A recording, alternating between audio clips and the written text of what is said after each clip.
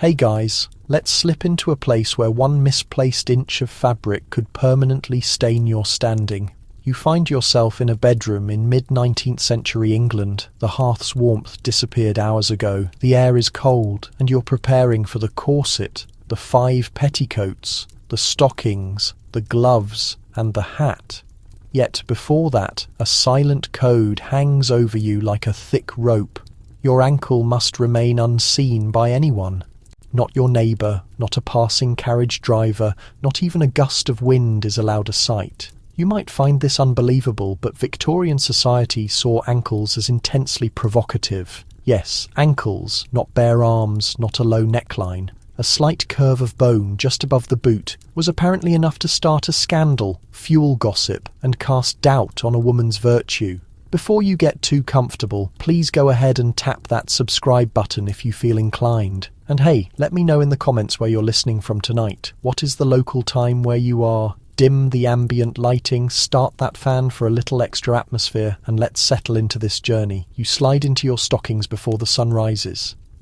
They are pale, finely knitted, and high enough to vanish beneath your bloomers and petticoats. You take care not to pull them too tightly. A wrinkle or a sag might be noticed, and if someone notices, whispers will follow. Outside, the air carries the scent of smoke and tea. You draw a shallow breath and carefully place your foot into the leather boot with a heel. It closes with 20 tiny buttons running down the side, buttons so small you need a special hook tool. This isn't just attire, it's a defence. Each layer between your body and the outside world is a guard against criticism. A visible ankle was, to Victorian observers, like flashing one's undergarments. You descend the staircase cautiously. One clumsy step, one quick movement of your skirt revealing too much, and the housemaid might catch a glimpse. She might share it with the cook, who might tell the butcher. And by the week's end, your pastor might deliver a sermon with a subtle reference to you. And never forget the menace of windy weather. Sudden gusts are your greatest threat. You know women who have secretly sewn lead pennies into their skirt hems, just to increase the weight. Others wear ankle-length bloomers with lace trim that acts as a false front of propriety, even if their outer skirt flies up. You witnessed it once at a cousin's outdoor gathering. A young woman stepped onto the garden path, stumbled briefly, and the wind exposed her. Just a quick flash. Not even bare skin, only a white stocking. But it was enough. You recall the sudden lull in conversation, how 3 older relatives swiveled their heads like birds. The girl flushed deep red, nearly cried, and spent the remainder of the afternoon pretending to feel unwell. She was never invited back. And here's the odd detail. While your ankles must be obscured, your elbows, for reasons unknown, are acceptable. Evening wear exposes the upper chest and arms, but never the ankle. Victorians clearly had a very limited idea of what constituted temptation. So now, every time you move, you do so slowly, deliberately. You never run upstairs. If someone is behind you, you avoid dancing with partners who are too energetic. Even getting into a carriage requires military-level planning. You must gather your garments, check the air currents, and step up with composure without displaying a fraction of an inch of impropriety. This goes beyond mere appearance. It's about acceptance.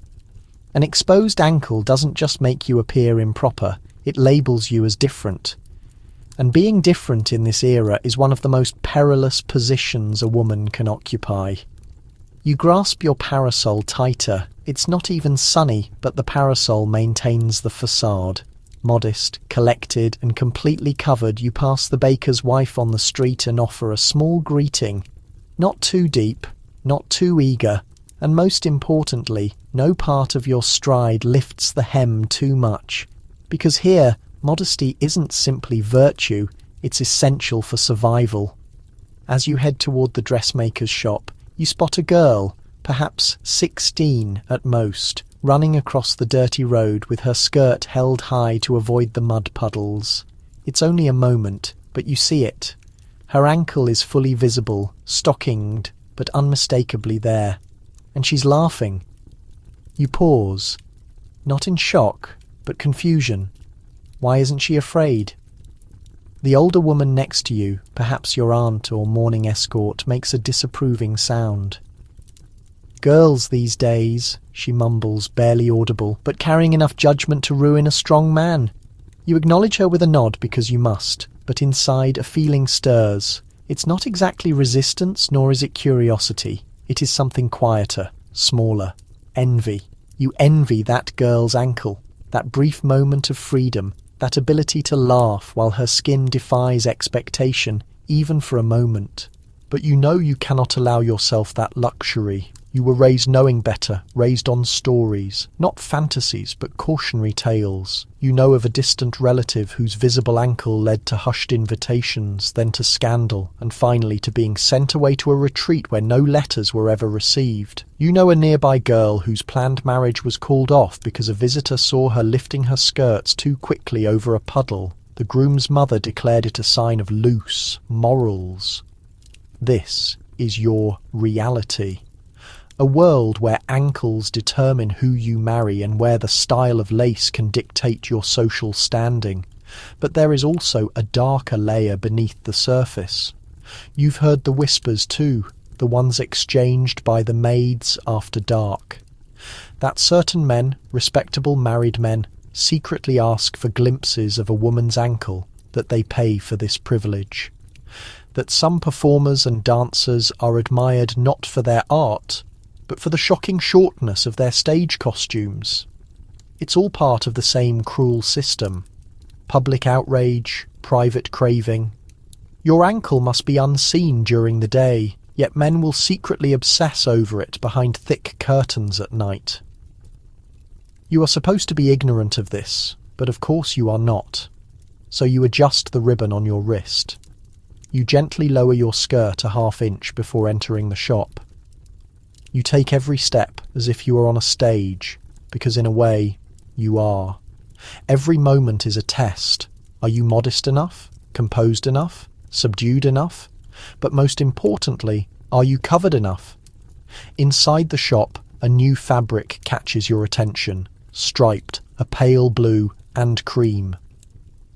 You briefly imagine how lovely it would be as a light summer dress. But then you consider, will the hem be low enough? What if you have to step up a garden stair? What if the carriage hits a rough patch? Could someone see? You dismiss the idea and choose the heavier wool blend. It's less flattering, but it won't betray you.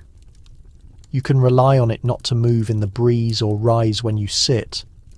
You can trust it to keep your secrets, to guard your ankles from the judging eyes and cruel words of this society.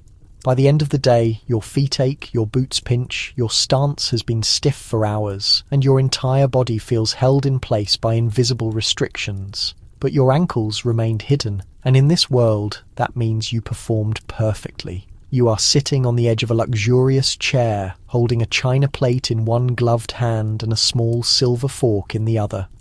Afternoon tea is in full swing. Tiny sandwiches, delicate cakes, and fruit arranged like a work of art. There is soft conversation, a discreet cough into a handkerchief now and then, and the constant sound of porcelain against porcelain. Across the table, a woman reaches elegantly for a slice of pear. You prepare to do the same, but your hand stops mid-reach. On the same dish sits a perfectly ripe banana, and you absolutely cannot be the person to take it. You subtly scan the table. Has anyone touched it? Is it merely a display? But no.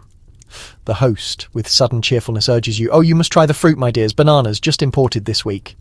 You pause. Although the banana is newly common in England, widely available thanks to the shipping trade with the West Indies, its shape, texture, and the manner in which one must eat it have already given it a terrible reputation among respectable women.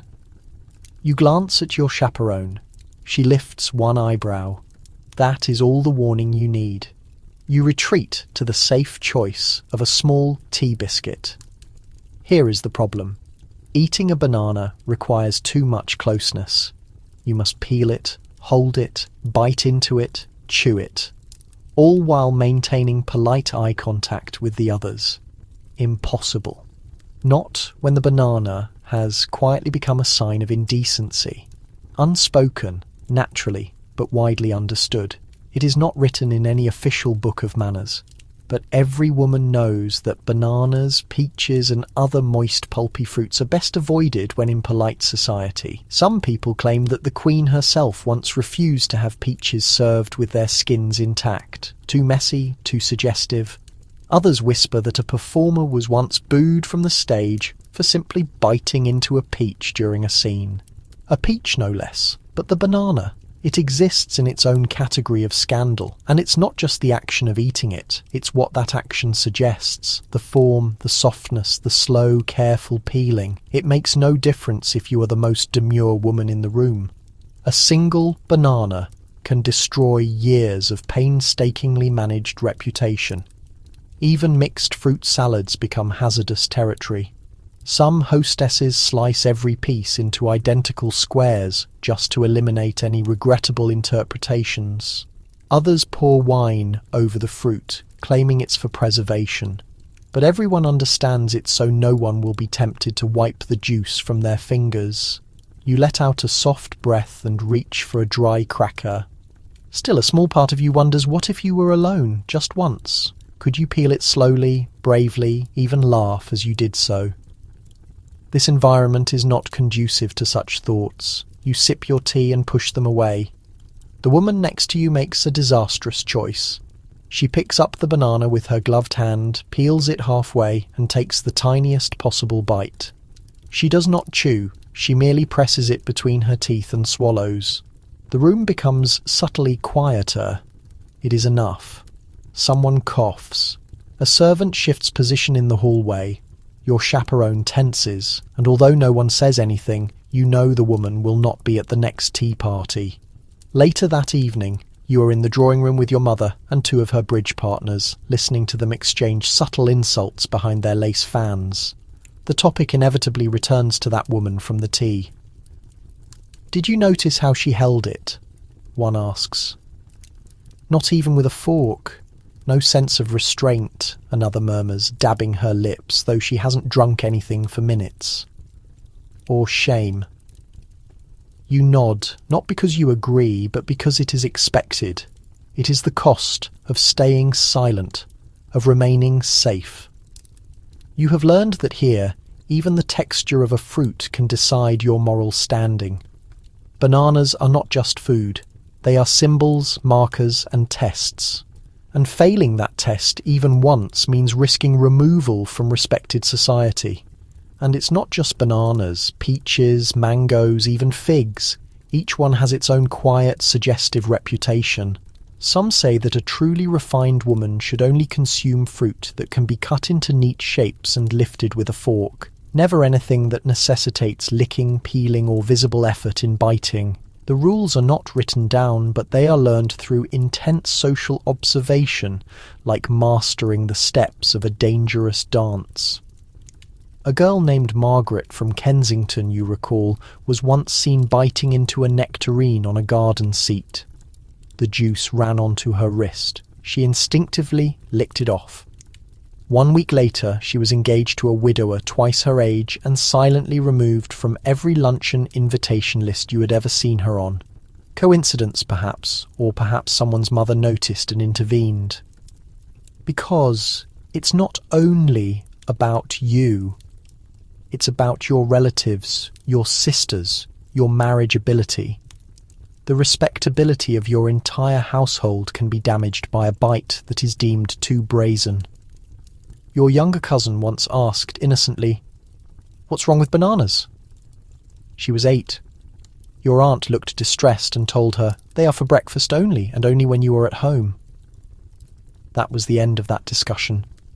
The irony, of course, is that men are excused from these rules. Your brother can eat 3 bananas in one sitting and be praised for his robust appetite.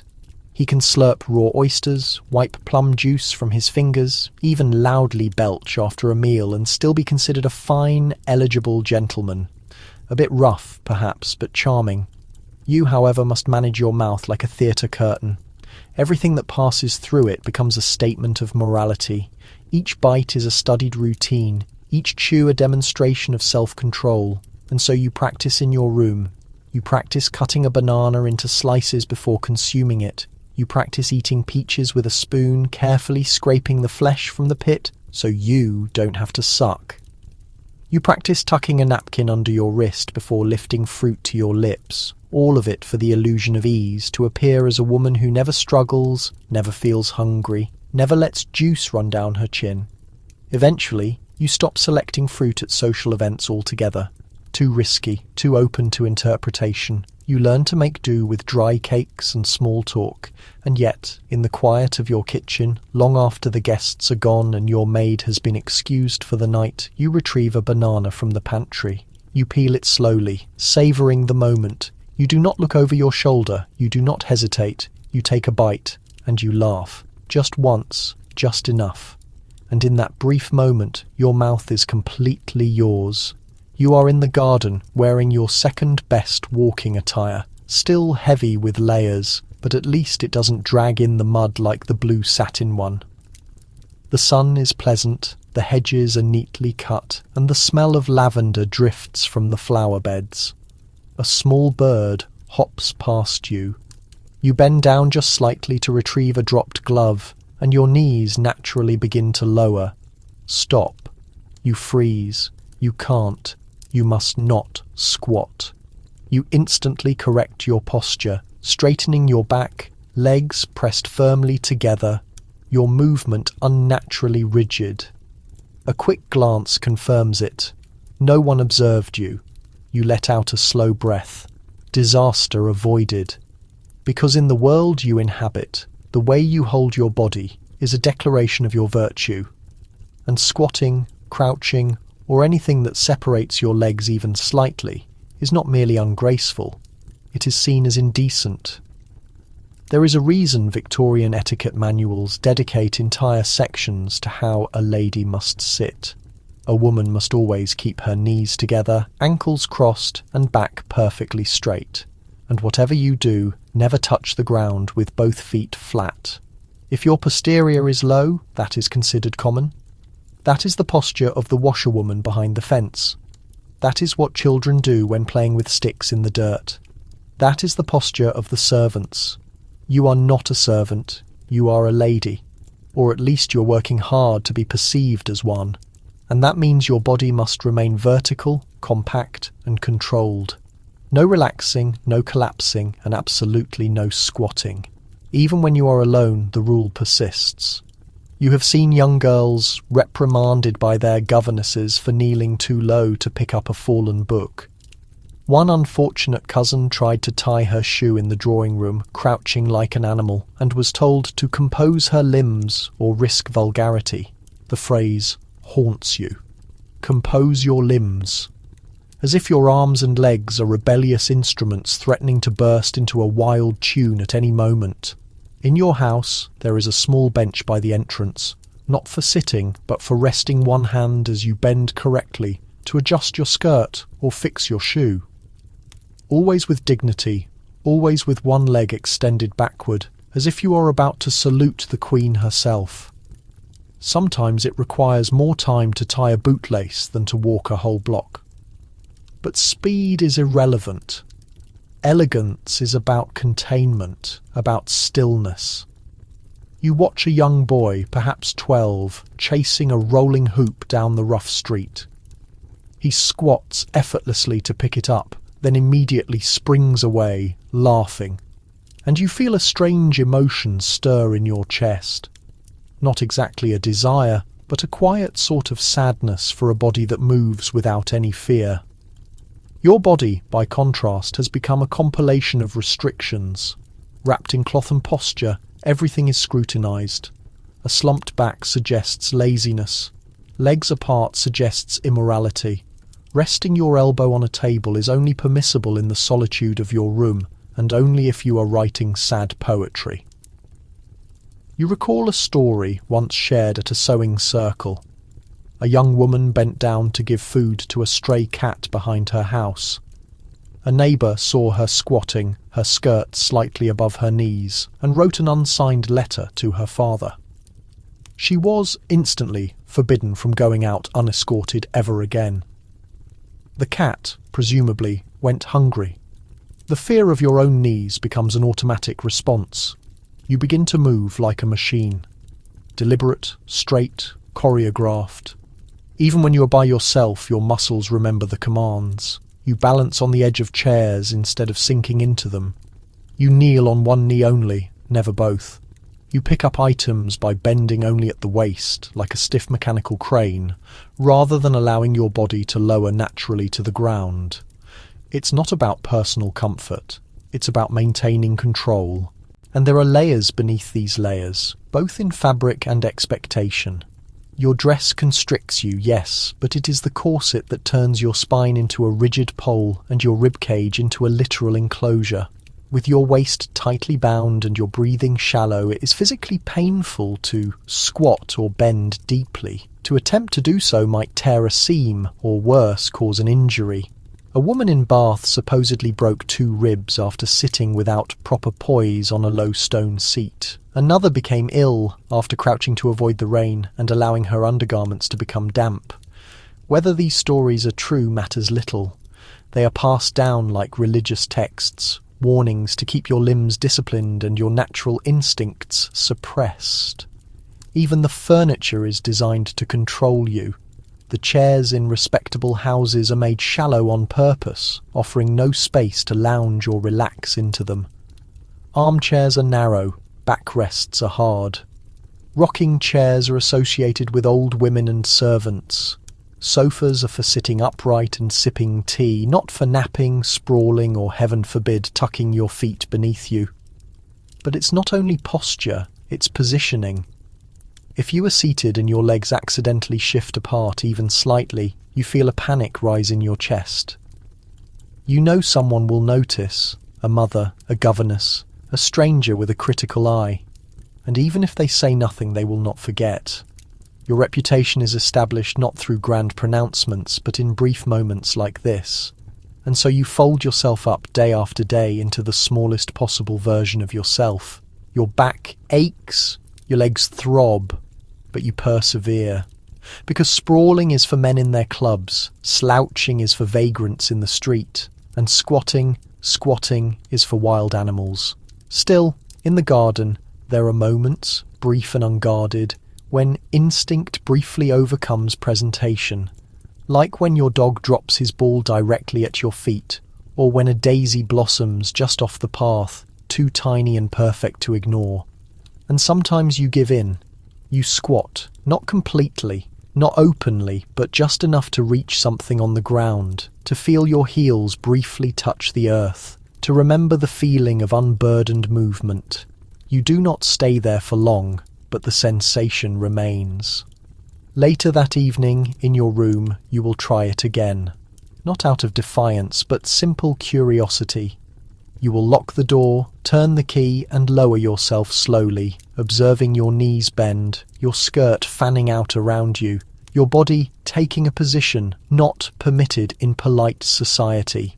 You will feel strange, exposed, yet subtly powerful. And just before you stand up again, you will smile, because for one brief moment you occupied space the way your body was designed to. It is a dinner party at your cousin's residence. White linen cloth, silver candelabras, polished forks arranged in neat rows. You are seated at the long table between your aunt and a man you are quickly introduced to as Mr. Levington from Nottingham. His sideburns shine with oil and his vest is clearly too tight. But that is not your primary concern tonight. Your concern is the chicken, specifically what to call its lower section. Because, as ridiculous as it may seem, you cannot say the word leg. Not in this setting, not in front of men, not in front of anyone, really. The word leg is considered too provocative, too revealing of anatomy, too improper. You glance at the platters as the servant carves the bird, and you wonder, can you simply get away with pointing? You recall the rule your finishing governess imprinted on you. A lady must never directly reference limbs, undergarments, or anything that makes the listener imagine her body beneath her clothing. That rule includes legs, underpants, corsets, breasts, thighs, and yes, even the word trousers. Your safest option tonight is to request a portion of the dark meat. That is the accepted, coded language. If you make the mistake of saying leg, it might not cause an open disturbance, but you will notice the tension ripple, a frown, a quick sideways look, a teacup held motionless in the air. It once happened to a girl you knew, Agatha. Intelligent, eager, just a little too honest. She was invited to Sunday roast at a judge's house. When asked for her preferred cut, she said brightly, "Oh, I much prefer a leg." And that was the end of it. The wife stiffened. The son coughed on his drink. Agatha was never invited back. You were too young to understand the severity then. Now, you know the word created an image of her legs, perhaps uncovered, perhaps moving. And once that image enters a gentleman's mind, it cannot be erased. Which is why, even now, as you sip your soup, your vocabulary is tightly controlled, just like the garment around your ribs. You do not talk about legs. You do not acknowledge that they exist, even in yourself. If you stumble, you lost your balance. If your stockings tear, they are damaged below. If your petticoat rides up, you adjust your skirts. This silent code extends beyond speech. It influences how you walk, how you sit, how you even think about your own body. Legs become abstract concepts, mere suggestions. You possess them, of course, but you are never supposed to admit it. Mr. Levington next to you comments on his hunting trip. "Caught a buck by the hind leg," he states. You flinch, not because of the image of the animal, but because he said the word out loud, confidently, without a hint of shame. Men are permitted this freedom. They can say leg, thigh, pants, even drawers, and it is perceived as rugged, common, masculine. You must ask for the lower portion, or simply say, whatever you recommend. That is the ritual, and you execute it perfectly. But this constant substitution of words, this performance of euphemisms, wears on you. It is like navigating life on tiptoe, your own vocabulary a hidden field of dangers. One incorrect word, and you cease to be a lady. You become an invitation. After the meal, you retire to the parlour with the other women while the men stay behind, already lighting up cigars and launching into political discussions. The ladies gather around the tea table. Conversation moves from the price of lace to someone's daughter's upcoming social introduction, and finally, as if magnetically drawn, to the close call of the evening. "Did you overhear her?" Of course, they all did. "She nearly said it," one whispers, her lips barely moving. "She reached for the chicken and then caught herself." "Smart girl," says another quickly, or rather, quick to keep silent. The group offers small, polite laughs. You join in, though your smile feels practiced, because you did almost say it. You had felt the word forming just behind your lips. Leg. You had even felt the L sound, but you swallowed it down just in time and instead requested the piece just above the wing. Safe, vague, and entirely acceptable. This is what social gatherings have become. Not just socializing, but a matter of survival, a game of precise phrasing, a constant act of vagueness. Even sitting with other women, even in spaces without men, the rules still govern you. You think of your maid, Anna. Earlier in the week, she hit her toe and cried out, "Blasted leg," before quickly covering her mouth. You had to gently correct her, though a part of you envied her honesty. She doesn't dine with judges, she doesn't attend charitable luncheons. She is free to call her body parts what they are. You, on the other hand, are surrounded by women who refer to their legs as lower limbs, and their underwear as unmentionables. Even the word corset is sometimes replaced with foundation garment, as if the object wrapped around your ribs, restricting your very breath, is too intimate to be named directly. A certain town matron once confessed to a crippling hip pain during a social gathering with her sewing group, and the hostess changed the topic so abruptly you'd think she had uttered a curse. Yet that very awkwardness conceals something profound, a deep-seated terror of the physical self. The prevailing Victorian doctrine isn't simply about being proper, it's about suppression. Suppression of feeling pain, of appetite, of desire, and even of your own anatomy. The very language you use is designed to make you disappear, though never completely. At twilight, inside your chamber, with the draperies drawn and the gaslight turned down, you remove your footwear, your stockings, and your outer garments. You settle quietly onto the floor, extending your legs straight out before you, and study them. Not nether limbs, not the portion beneath the knee. You deliberately flex your ankles. You feel the soreness in your muscles from standing throughout the day. You trace your hands down the length of the calves and whisper the proper term, just once, exclusively for yourself. Leg. It is such a common thing, a term spoken 1,000 times daily by everyone else. Husbands, young men, servants, even creatures have legs. But for you it is something won back, a silent rebellion. You recline fully on your rug, limbs relaxed, untucked, uncovered, and allow the quietness to embrace you. Not delicate, not poetic, just authentic.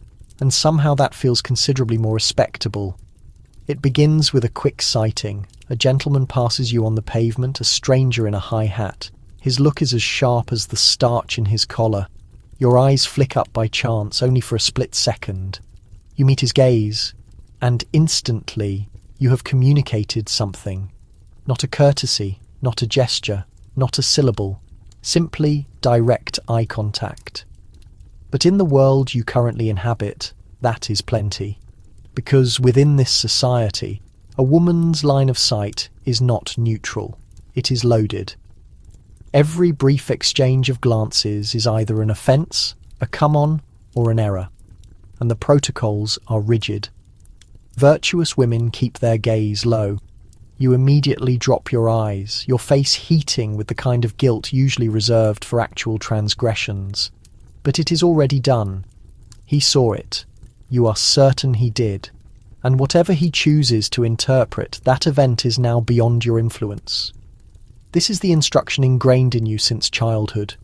Propriety starts with the eyes. Do not fixate. Do not linger. Do not invite. Direct your attention past men, never at them. A modest woman keeps her look gentle, averted, or safely cast downwards. Even if a man addresses you directly, your eyes should move like nervous butterflies. Dip in politely, never holding steady for too long. A sustained gaze.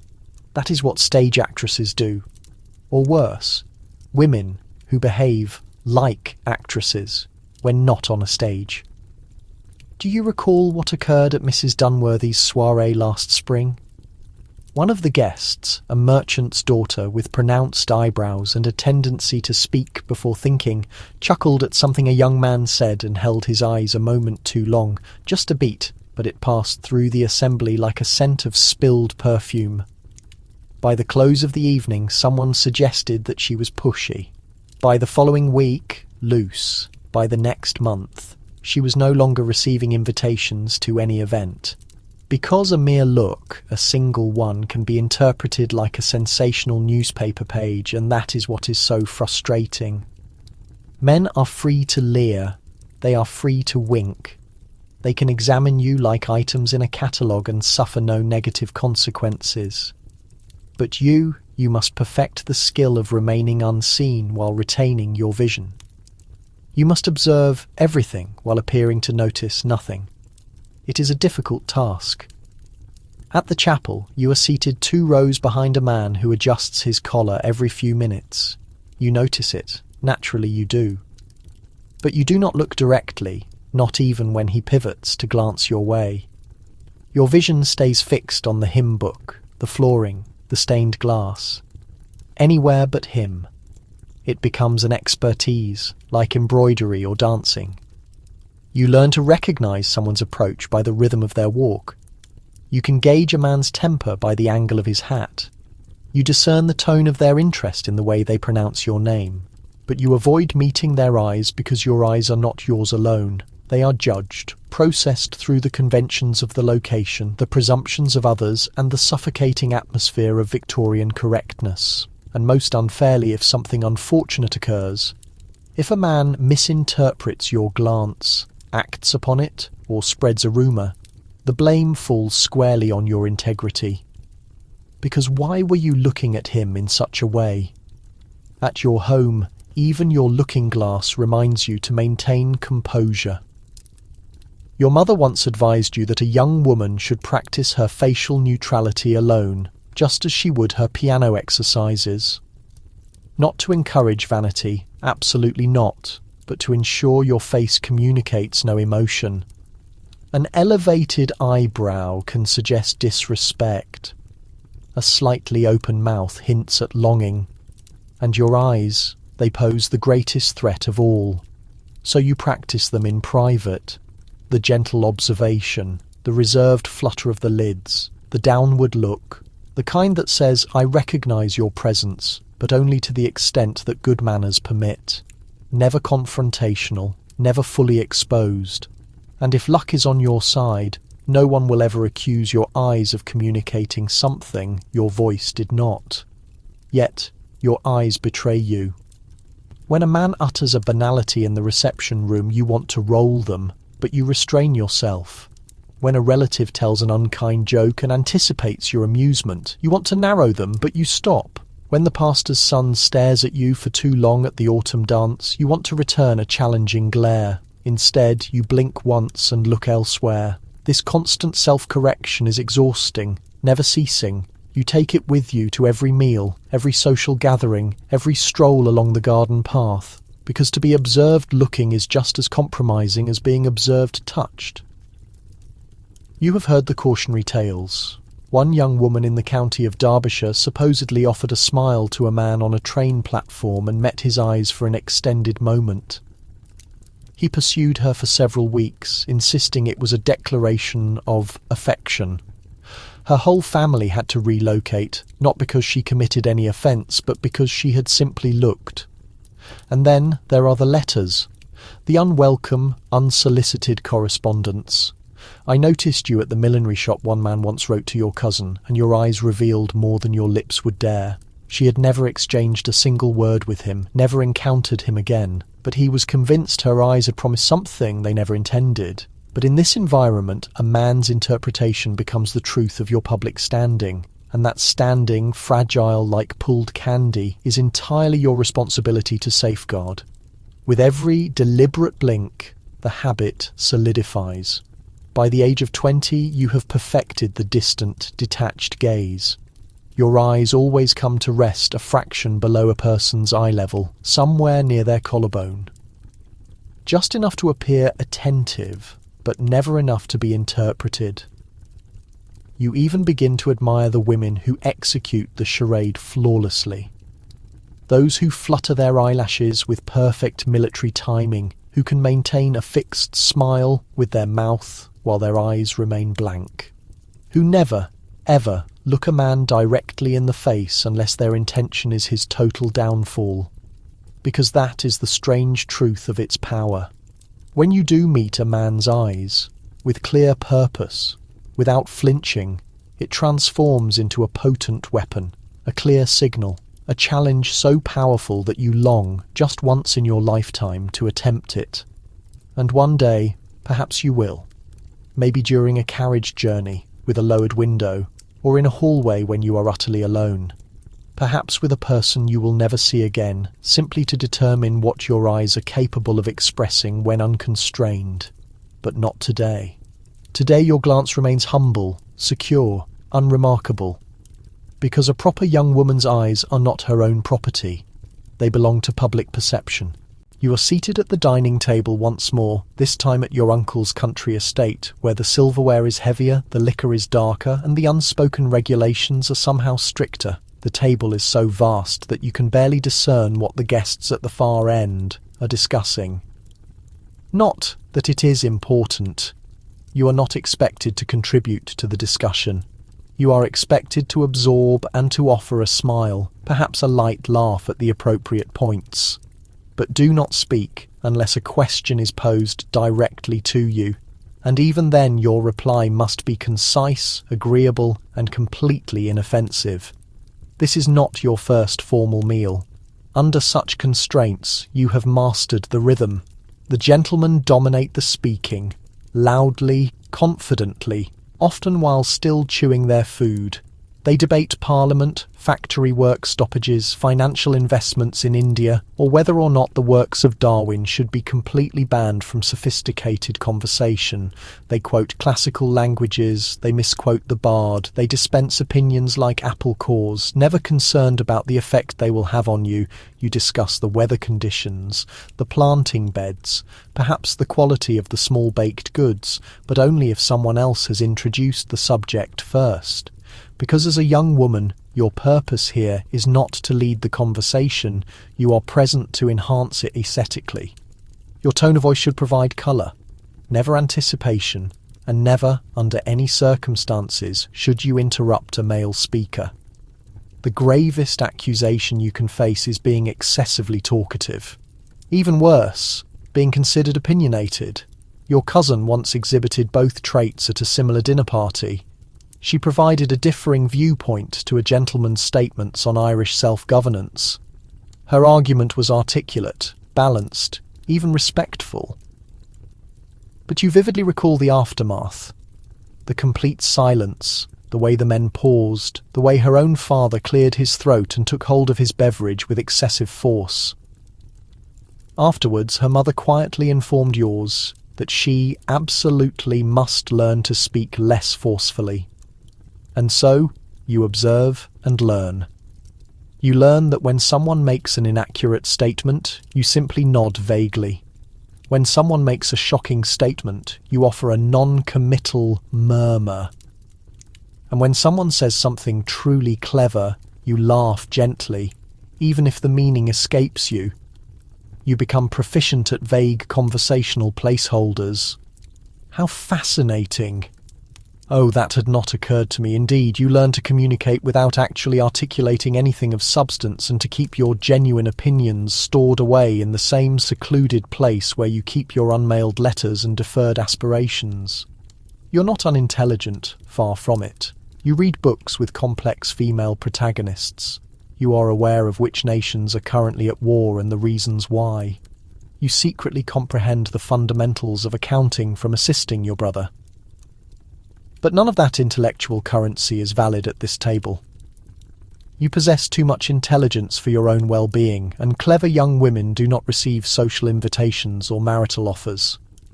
You reach for your drinking glass and take a small quantity, never too large a gulp. A proper lady never empties her cup. You lightly pat your lips, not because they require cleaning, but because it buys you a moment of quiet contemplation. A part of you wants to interject, to make a relevant remark, to tell a witty anecdote, to demonstrate that you too are a genuine thinking person. But you resist the urge. You allow the dialogue to flow around you like a cool mist, unnoticed, weightless, because a proper woman's spoken words must be like a delicate fragrance, subtle, pleasing, and never assertive.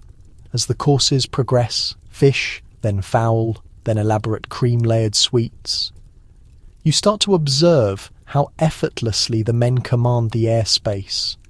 Their words construct pathways across the span of the table, while yours are expected to remain neatly folded in your lap like your linen napkin. At one point, a gentleman speaks with great fervour about the capabilities of steamships and their potential for conquering the Far East. He discusses the colonial territories as if they were exotic animals waiting to be subdued. You're aware, from your personal reading, that the situation is significantly more complex than he presents. You know names, specific dates, and established trade networks. You could pose a pointed question that would compel him to reconsider. You could introduce a single established fact that would force him to think twice about his assertion. But your aunt once cautioned you, my dear, it is not that your thoughts lack merit. It is that gentlemen do not attend these functions seeking intellectual debate. They come expecting admiration, so you provide admiration, or at least you project the appearance of it. You offer your most convincing nod. You softly murmur, absolutely fascinating, even as your hands curl tightly into fists beneath the linen tablecloth. And that is the essential point, isn't it? This is not true silence. It is a form of concealment, but not every woman plays her role convincingly. There was a young woman 2 social seasons ago, named Clara, the daughter of a prominent solicitor. At a formal midday meal, she laughed gently at a gentleman's incorrect citation of Aristotle and corrected him with great politeness and kindness. She even offered an apology afterward, but it made no difference. Rumours circulated. People called her embarrassing, uncivilized, overly ambitious, which in your community is considered only slightly less reprehensible than being immoral. She is no longer invited to events. Her dance card remained empty in less than a month, so you carefully store the memory of Clara in your mind like a fragile pressed flower, vivid but slowly fading. A necessary warning. Later that same evening in the public parlour, the men continue their discussions. Their voices drift from behind the enclosed smoking room door, thick with the consumption of liquor and unchecked declarations. You and the other women are arranged in a delicate semicircle near the grand piano. Someone begins to play a soft, gentle tune. Another woman is occupied with embroidery, quietly stitching floral designs onto the edge of a small piece of linen. You look around the group and a chilling realization strikes you. No one is discussing anything of substance, not truly. There is conversation, certainly, but it is meticulously shaped and refined like fine lace. No sharp points, no conflicting ideas, no intensity. Just agreeable, soft subjects. The current weather, the neighbour's new puppy, a garment observed in a shop window, nothing that would risk disrupting the sombre, fragile order of the evening. You find yourself wondering what would happen if you were to stand up and speak something authentic. I completely disagree. Or, I read something in a publication today that affected me deeply. Or even, I have a legitimate question. But of course you remain seated, because to do such a thing would not only be brazen, it would be profoundly disruptive. It would tear the social fabric everyone has been rigorously trained to weave so flawlessly. And yet, later, back in the complete solitude of your room, your voice re-emerges. You speak with absolute freedom, even if only to yourself. You argue with no imaginary opponent. You laugh without restraining your volume. You imagine what it would be like to articulate thoughts exactly as they exist, not as they are expected to be perceived. And you whisper, just loud enough for the deep silence to absorb the sound. I truly have an original thought to share. No one interrupts. No one corrects your grammar or substance. And for one fleeting moment, your voice is exclusively yours. You are positioned in the reception room, wearing gloves and maintaining a perfect stillness, waiting for the formal introductions to be completed. A distant male relative has just arrived from the county of Kent, recently returned from his travels on the continent, having seen the world. And based on the deference everyone shows him, he is clearly a man of consequence. The attention of the room turns towards you.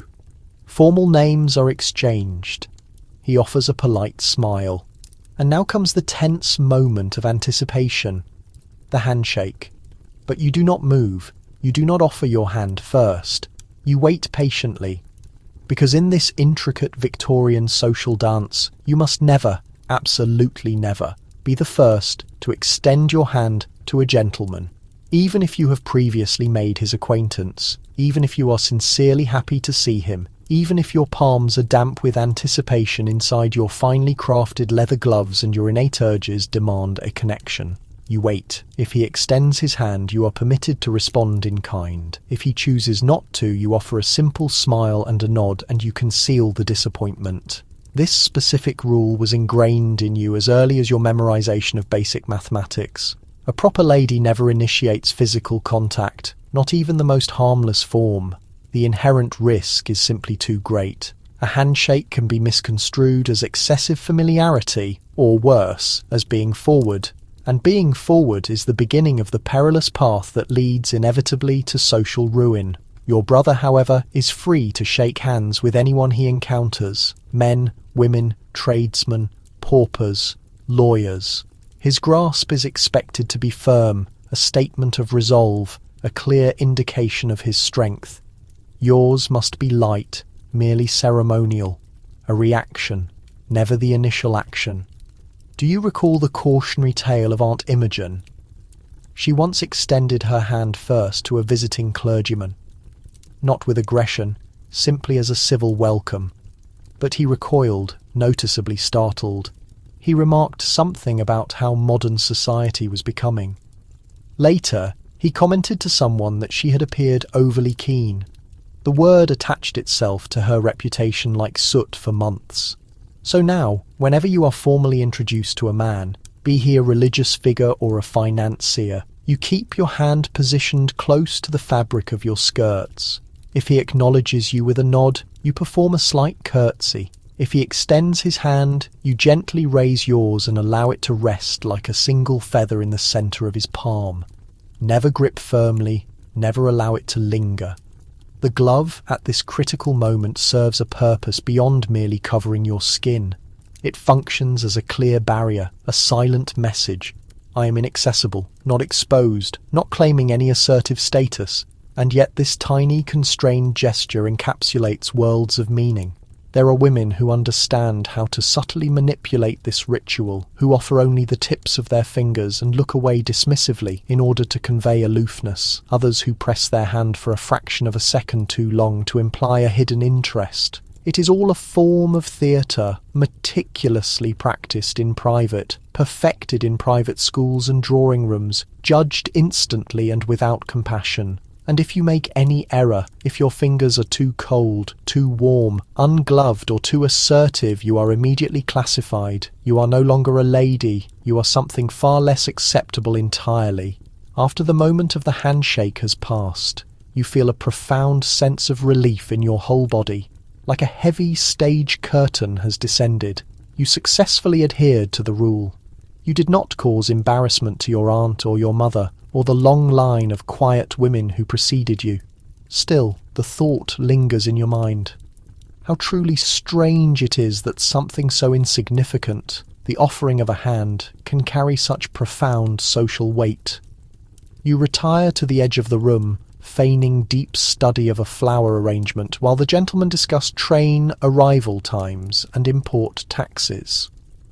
Your hand, still neatly positioned against your side, vibrates with unspent energy. Occasionally you imagine what it would feel like to be the one to initiate the contact, to enter a room, arm extended, absolutely confident and self-assured, to clasp another hand as if it actually mattered, not merely a polite custom, but a genuine acknowledgement of mutual presence.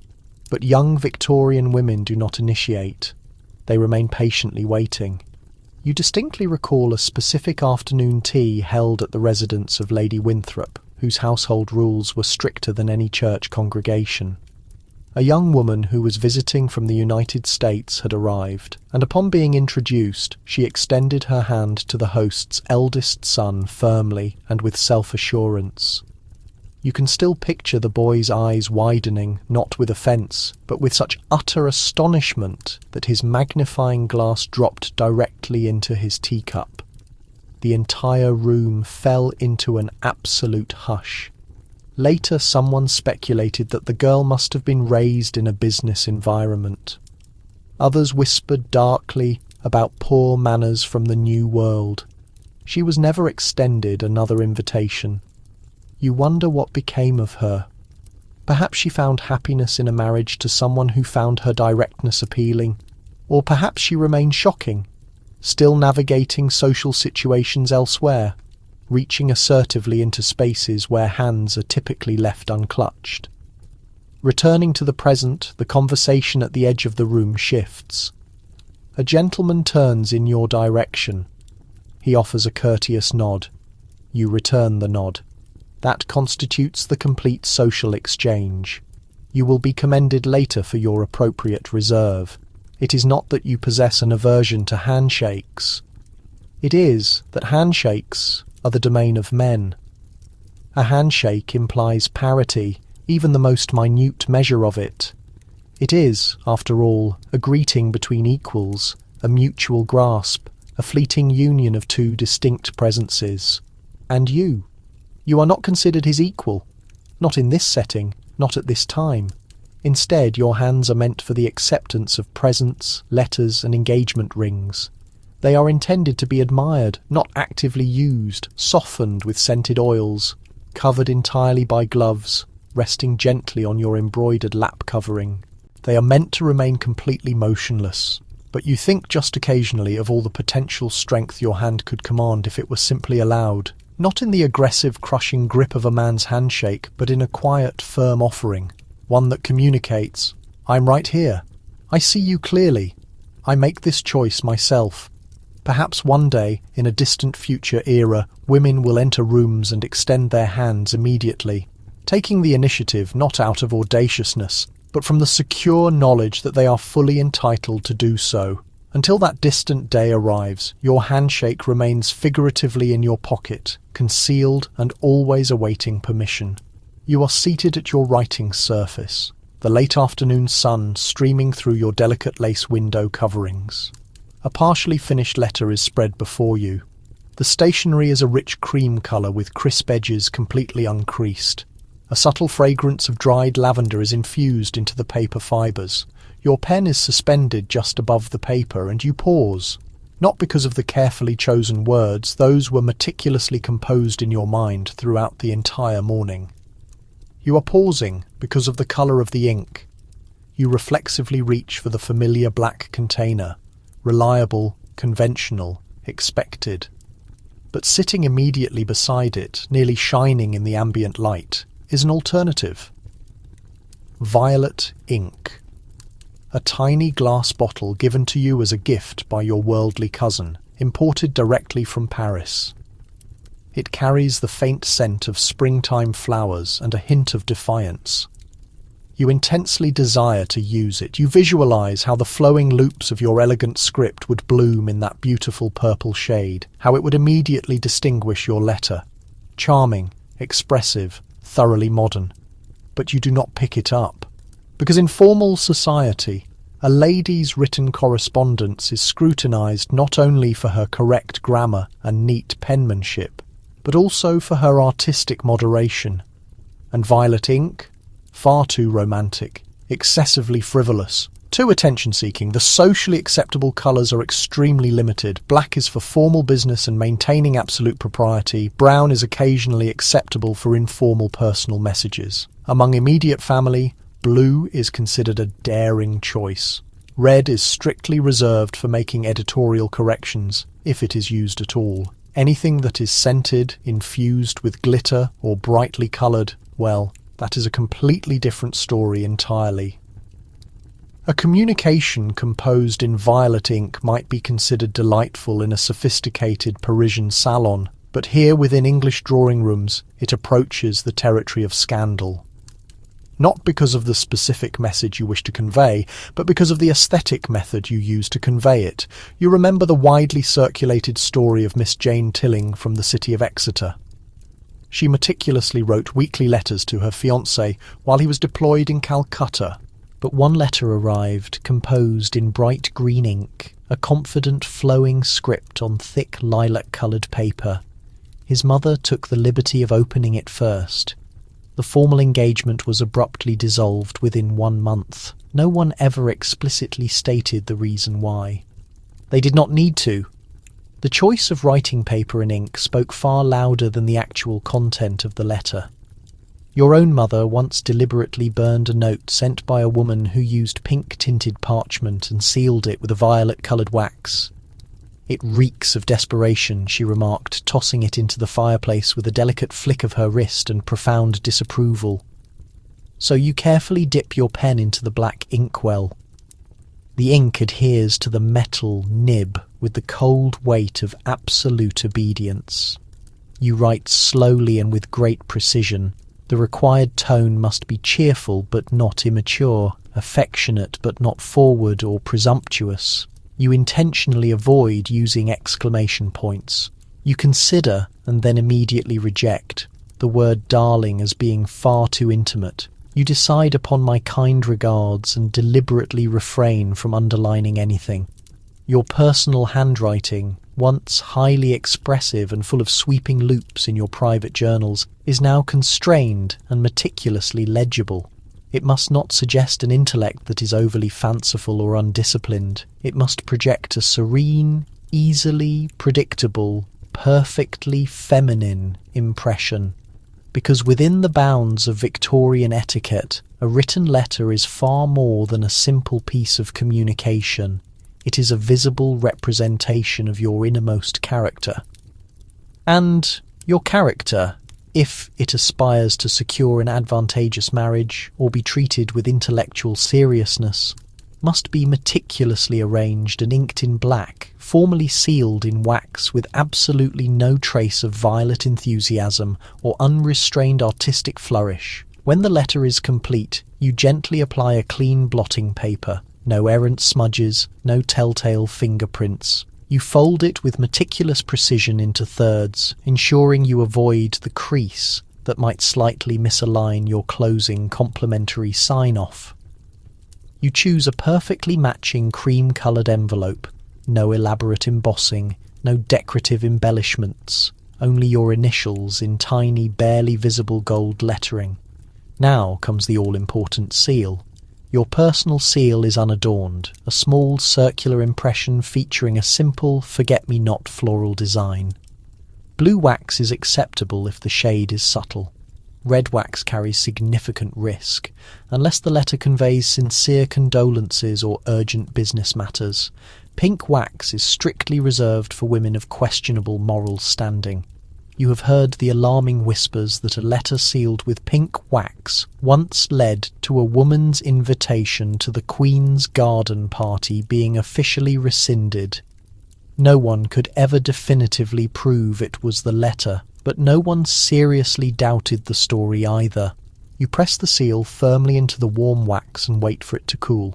You hold the sealed envelope as if it were an incredibly fragile object, because it is, quite literally. This simple piece of paper can carry deep affection, social ruin, profound misinterpretation, or a life-changing marriage proposal.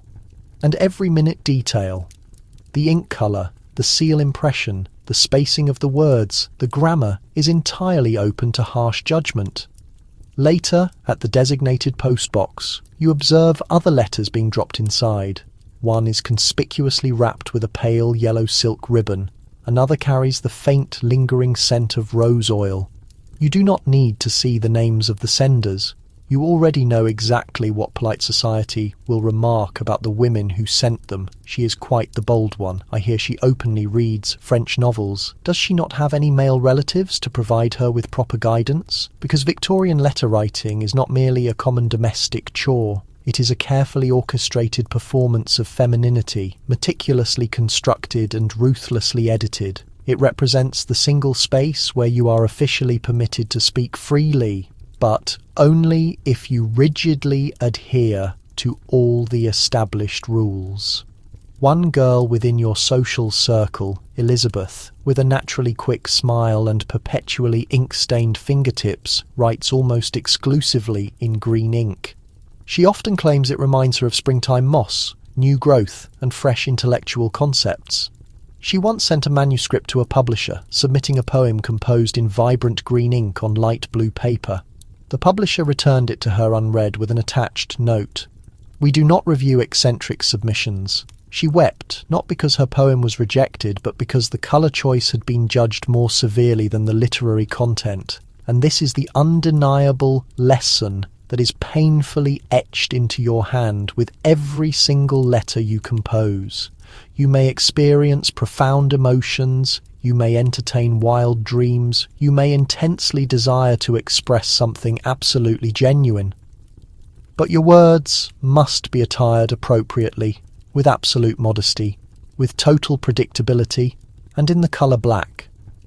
You gently tuck the sealed envelope into your small basket and carry it out to the street corner for mailing. As you proceed, you reflect on the letter itself, how meticulously careful, how severely restrained it is, and how much essential truth it deliberately omits. How it deletes your small, beautiful observation about the way the garden looked in the morning sunlight. How it completely bypasses the line of poetry you desperately wanted to include but feared would be perceived as too suggestive. How it effectively conceals your profound excitement, your deep nervousness, your fragile hope. It is undeniably a polite letter, perfectly executed, truly. It articulates everything you are socially permitted to say, but not a single solitary word of what you actually feel. You are crossing the town square when a sudden, unexpected gust of wind rushes around the building corner, pulling insistently at your bonnet ties and lifting the lower edge of your outer skirt just high enough to reveal the decorative lace of your undergarment. Your hand immediately flies up out of pure instinct to correct the visible mistake. But then you suddenly remember you are standing in a public space, and in the strict conventions of Victorian England, actively adjusting your clothing where others can clearly observe you is nearly as scandalous as intentionally exposing what is underneath. So you instantly freeze in place. You let the unpredictable wind continue to tug at your bonnet for just a fraction of a second longer, forcing your fingers to remain hovering, suspended in the air, caught between the absolute demand for modesty and the social requirement for restraint. Ultimately, you select the latter. You slowly lower your hand, deliberately straighten your posture, and project the illusion that the unexpected wind has not disturbed your composure in the slightest. It is not that you are strictly forbidden from making adjustments to your appearance. Of course. Everyone knows that. Pins occasionally slip, cuffs inevitably twist, bodices naturally shift. But actively acknowledging it, reaching down to forcibly tug a stocking straight, quickly tightening a glove fastener in full view, urgently pulling at your corset lacing, or clearly readjusting your skirts while on the street. That behaviour is simply vulgar. A lady's outward appearance must always be projected as entirely effortless. That was the wisdom your aunt always imparted. She should look as if absolutely no part of her elaborate ensemble requires ongoing maintenance, as if your bonnet never slides slightly askew, as if your gloves never become loose, as if your corset never binds or rotates or painfully digs into your rib cage. Even profound physical discomfort must be endured. It must be endured with absolute grace. You once witnessed a woman being sharply reprimanded for subtly adjusting the strap of her shoe while she was seated on a public park bench. It was an insignificant action, rapidly performed and entirely necessary, but someone observed her bare fingers momentarily touching the leather near her ankle. They harshly described it as a most indecent moment. She did not even look up from her lap. Afterwards, she simply folded her hands in her lap and pretended her shoe still fit perfectly. So, you obediently perform as you have been taught. You permit the lace to flutter marginally in the current breeze. You hold your chin elevated a little higher, pretending your bonnet is not slowly sliding backwards. You walk forward slowly with great deliberation, fighting the powerful internal urge to tug, to straighten, to tuck, or to pull anything. And once you successfully turn the corner, finally moving out of clear public sight, you swiftly duck behind a convenient brick archway. You correct absolutely everything in undoubtedly less than 10 seconds. Your fingers rapidly move over buttons and tiny ties. You quickly shake out your skirts, readjust your tight collar, smoothly flatten the rebellious strand of hair near your temple. Then you emerge back into public view, completely composed, as if absolutely nothing ever required immediate attention. Because that is the essential unspoken secret. A Victorian lady must project an image of perfect, unwavering composure, even if absolutely everything is perilously coming undone beneath the carefully draped fabric. The fabric. You have listened to terrible stories from the opera house. The woman whose corset boning abruptly fractured mid-performance and slipped sideways underneath her silk dress. She was forced to spend the subsequent 2 hours completely motionless, paralysed by the fear that if she shifted even slightly, the entire elaborate gown would immediately collapse, like a tent when its main support pole is suddenly removed. She maintained a perfect smile throughout the entire ordeal, and no one ever truly knew the terror she felt. For despite how awkward or restrictive or untidy, or simply how human you may feel beneath your garments, you are bound to keep up the appearance of flawless composure, always. Upon returning home, your maid assists you in disrobing.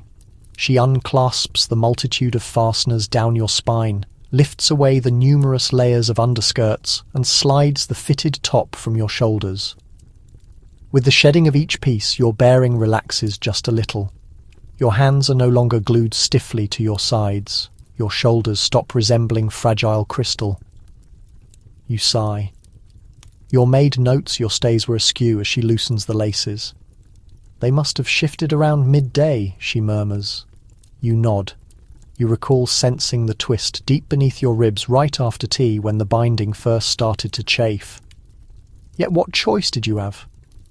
Not in the thoroughfare, not in the dry goods store, not even within the privacy of Lady Hobson's retiring room. There is no discreet space for fixing one's attire in a woman's public existence, only unseen discomfort endured in complete silence. Even reflections can prove misleading. You have learned to rely more on intuition than on glass. The slight slipping of a skirt band, the painful dig of a twisted stocking suspender, the internal panic of a head-covering strap that is too tight but cannot be adjusted until you are alone. Because making any adjustment is to acknowledge the physical body, and admitting to having a body means recognizing that it moves, chafes, perspires, itches, swells, cramps, and fails to maintain perfection. And the rules of Victorian etiquette are founded on the belief that a lady, if properly trained, will appear untouched by these earthly failings. You frequently recall the woman at the play whose long glove came unbuttoned at the wrist. She spent 20 minutes keeping her hand motionless, wrist slightly turned so that the loose leather flap would not reveal her predicament. She never corrected it, never attempted to touch it, simply persevered. Some called that poise, others self-sacrifice. And you. You understand both viewpoints. There is a strange dignity in the strictness, a certain perverse pride in knowing how to keep everything contained, even as, secretly, your hose is sliding down your calf and your tightly laced undergarment is pressing into your flank like a rival sibling. But you also wonder what would occur if you simply straightened something openly. Nothing shocking, just a gentle pull, a subtle adjustment to a shoulder seam, a quick pat at your hip where the back padding has begun to droop. Would the world genuinely collapse? Or would it gasp first? Would it observe with disapproval and declare, how improper? Then go home and contemplate what other audacity a woman like you might attempt. For deep down, everyone grasps the true purpose of these rules, to make certain you do not appear to exist, to keep you placid, still, composed, to guarantee you move through life like a piece of art displayed on a wall, admired, preserved, but never permitted to stretch or yawn or redistribute your own weight. So this evening before retiring, you stand by the window, you scratch your shoulder, you roll your stocking down, then pull it back up again just because it is possible. And it feels exhilarating, not because someone is observing, but because, for once, you are paying attention to yourself. The morning is remarkably bright. The street is quiet, the air cool enough to gently pull at the fringe of your neck wrap. Your bonnet strings are tied in a flawless knot, your hand coverings buttoned at the cuff. Everything about you is neat, suitable, proper. Yet as you exit your front gate without an attendant, you sense it immediately, the alteration in the atmosphere. It makes no difference that your destination is only 4 blocks away. It does not matter that the time is respectable, that you walk with decorum, that your footwear is clean. It is even irrelevant that you are not going anywhere inappropriate, only to the seamstress for a finished sleeve. All that signifies is that you are female, you are in public, and you are by yourself. In Victorian life, that combination invites scrutiny, because walking unescorted, without your mother, your servant, your brother, or a married acquaintance, is not merely inconvenient, it is suspect. You pass a policeman and lower your eyes, not due to any wrongdoing, but because he is already looking at you longer than is courteous. His gaze trails you like a loose thread. 2 ladies carrying sunshades glance in your direction from across the street. One whispers something to the other. You catch the slight lift of an eyebrow, then a quiet titter. Your steps become slower, a result not of fear, but of careful reckoning.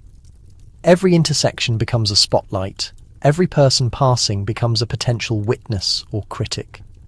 Because society has long agreed that a lady without an appropriate companion must have questionable intentions. She might be meeting a male admirer. She might be peddling some unspoken thing. She might simply be too self-assured for her own well-being. And that final insinuation, it clings to you like soot. Your instructor once advised you that a woman's character is judged not only by her actions but by how she is perceived. And reputation, in the eyes of the Victorian world, is as delicate as spun sugar. You reach the corner and pause near a line of carriages. A gentleman briefly lifts his hat, perhaps in politeness. You offer a slight smile and nod just enough to be civil, not enough to encourage anything further, but internally a knot of nervousness tightens between your ribs. You should not be doing this. You should not be here unescorted, visible to all. If anything untoward occurs, anything at all, it will be your responsibility. Even the town layout reinforces this idea. No public seats for women to rest alone. No respectable places where you can stop without attracting notice. Even shop owners sometimes hesitate to serve you without a chaperone present. You have heard of women denied entry, or worse, mistaken for working girls simply because they arrived afoot and without company. There was that anecdote, wasn't there? The widow who dared walk to the chemist alone after the sun had set. A man followed her home, told his companions, and within the week no respectable person would call upon her again. She relocated before the social season ended. She had only wanted to purchase cough drops. You arrive at the dressmaker's shop and step inside, the door chime sounding softly behind you. For a brief moment you inhale deeply. You completed the journey. No one spoke to you. No one followed. But still you feel it, that residual sense that you have done something almost defiant. Though the act itself, merely walking, should require no defiance whatsoever. The assistant greets you with a friendly look, but there is a fleeting flicker of surprise in her eyes. "No partner today, miss?" You respond with a casual remark. "Only myself this time," you say, trying to avoid sounding awkward. She nods, but the moment is strained. Even she, who likely walks alone while running errands, sees your solo venture as noteworthy. That is the fundamental contradiction, isn't it? Working-class women walk alone constantly. They deliver goods, fetch items, and attend to tasks. But they are not expected to uphold their honour in the manner that you are. You are a lady, and the higher your status, the shorter the lead. Because for a Victorian woman, respectability does not reside in her intellect or even in her home. It resides in her visibility, or more precisely in her lack of visibility. You are not meant to be observed wandering. You are meant to be guided. And should any misfortune befall you on this outing, perhaps a man speaking to you too casually, or being seen turning down a street with no respectable purpose, the rumours will start and they will not cease. This is why so many women depend on chaperones. Elderly relatives, governesses, even younger siblings, compelled into service to act as human shields. The chaperone is not solely there for your protection. She is there to certify your conduct. If anyone sees you, they see two women, not one. One to complete the journey, the other to stand as proof that nothing improper took place. You have heard of men shadowing unaccompanied women, not to cause harm, but to scrutinize them, to gather just enough information for idle talk. Who was she meeting? Did she hesitate at that doorway? Did she look at him for too long? And what if you were to fall? Just imagine tripping in the road, skirt crumpled, glove stained with mud, bonnet askew, a man helping you rise. A discussion, a brief touch, and no chaperone to provide an account. In that single instant, you become a narrative circulated by others, a whisper that travels faster than you ever could. You settle the payment for your altered dress and prepare to depart, but you pause. Returning the way you came feels exposed. You consider taking a different route, less busy, less observed. But then you recall the stories. A woman seen taking a shortcut through the narrow passage near the baker's shop. A woman noticed behind the church grounds.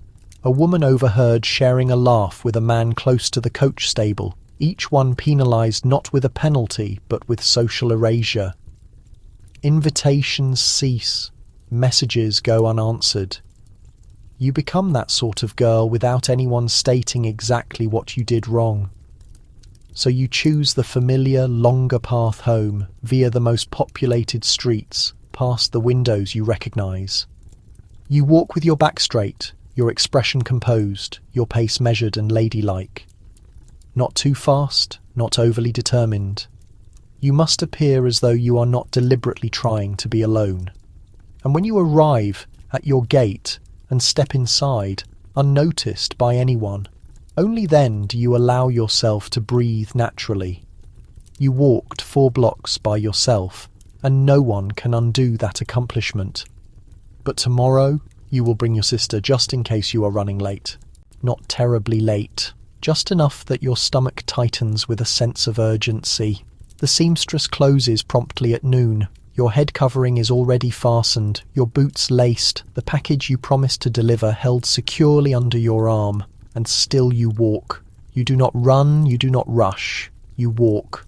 Because in Victorian England, a woman never runs, even when she is tardy, even when it is raining, even when her younger brother is sprinting ahead, encouraging her onward with both hands waving. She does not run, because running suggests desperation. Because running compromises elegance, because running causes things to shake, and if there is one thing a Victorian lady must avoid, it is to shake. You remember the first time you witnessed someone running publicly? It was a domestic servant, a girl of perhaps 16, darting out the rear garden to retrieve a bedsheet pulled loose by the strong wind. Her hair escaped its pins. Her petticoats flew up at the sides. One leg in a stocking was visible for a full second. Your instructor turned pale. "Disgraceful," she declared, even though the girl had not seen us observing. "She will never secure a good position," she added. It was not the running itself that shocked her. It was what the running disclosed. A woman with a physical form, a woman with pressing needs, a woman with a clear purpose. Victorian society is uncomfortable with its women having a purpose. Movement that is intentional is a form of self-expression, and running, sprinting, perspiring, struggling for air suggests far too much physicality. It implies a woman who is not restrained, who is not fragile, who might not obey when she is commanded. Instead, you walk swiftly, but with deliberate steps. 1, 2, 1, 2. Your heels tap gently against the pavement. You feel the pressure of the clock pressing in on you, but you resist, because to run would be a greater failing than being late. Even your clothing works against it. Your footwear is snug at the toe. Your skirts are many layers, heavy, tailored to trip you if you move too quickly. And your tight corset makes taking a full breath almost impossible. Attempt to run in a corset and you will be breathless in less than 30 seconds. Attempt to sprint and you might collapse, which is ironic because fainting in public, provided you do so gracefully, is far more socially acceptable than running. You pass a cluster of schoolboys kicking a ball among themselves. One darts across your path, laughing heartily. His knees are exposed, his face flushed from exertion. No one stops him, no one reprimands him. They are boys. They are expected to move freely. You are not. Your movement must be ornamental, not practical. You may glide, you may stroll. You may at best move briskly, but never dash. You reach the shop barely in time. The entrance is still open and the proprietor looks up as you arrive, slightly flushed but composed. You resist the need to bend over to steady your breathing. That would be unbecoming. Instead, you nod, adjust your gloves, and pretend your lungs are not desperately begging for a proper breath. The truth is, the practical consequences of not running are minor. You will be a few minutes behind schedule. You might miss someone by a moment. The true cost is internal, the gradual erosion of your self-determination every time. You must prioritize composure over urgency, decorum over momentum. And this is not limited to city streets. Even in the countryside, even in your own garden, you do not run. Not even when you wish to chase the dog. Not even when your skirt catches on a thorny bush and you are left hopping awkwardly on one foot. Not even when it rains and the first heavy drop lands directly in the centre of your head covering. You have been instructed to value outward appearance above everything else. You think of the running girl story shared among women in quiet tones. Not the scandalous ones, just the unusual ones. Unnerving, like the minister's daughter who ran across the lawn without shoes after a letter carried away by the breeze. Some claim her foot was visible. Others say she laughed too loudly as she ran. Regardless, the narrative concludes the same way. And after that incident, she was different. Not immoral, just different. Which, in this context, amounts to the same thing. You have also heard of a young woman who stumbled while rushing for a train. Her hat flew off, her corset shifted, and two male strangers had to help her to her feet. She never received a marriage proposal afterward. It was not that she had committed a transgression. It was that she had revealed too much of herself to the world. Running exposes things. It exposes curves. It exposes urgency. It exposes that you are a person, not a picture. And that is the most significant offence of all. After collecting your finished sleeve, you walk home at a polite pace. You feel the strain in your legs, the moisture prickling beneath your stays, but you offer a pleasant smile to the gentleman who tips his hat. You hold your head high as you pass the same two women from earlier. You are agreeable, unhurried, ladylike. But later, when you are secluded in your chamber, you quickly remove your boots, toss aside your corset, and run.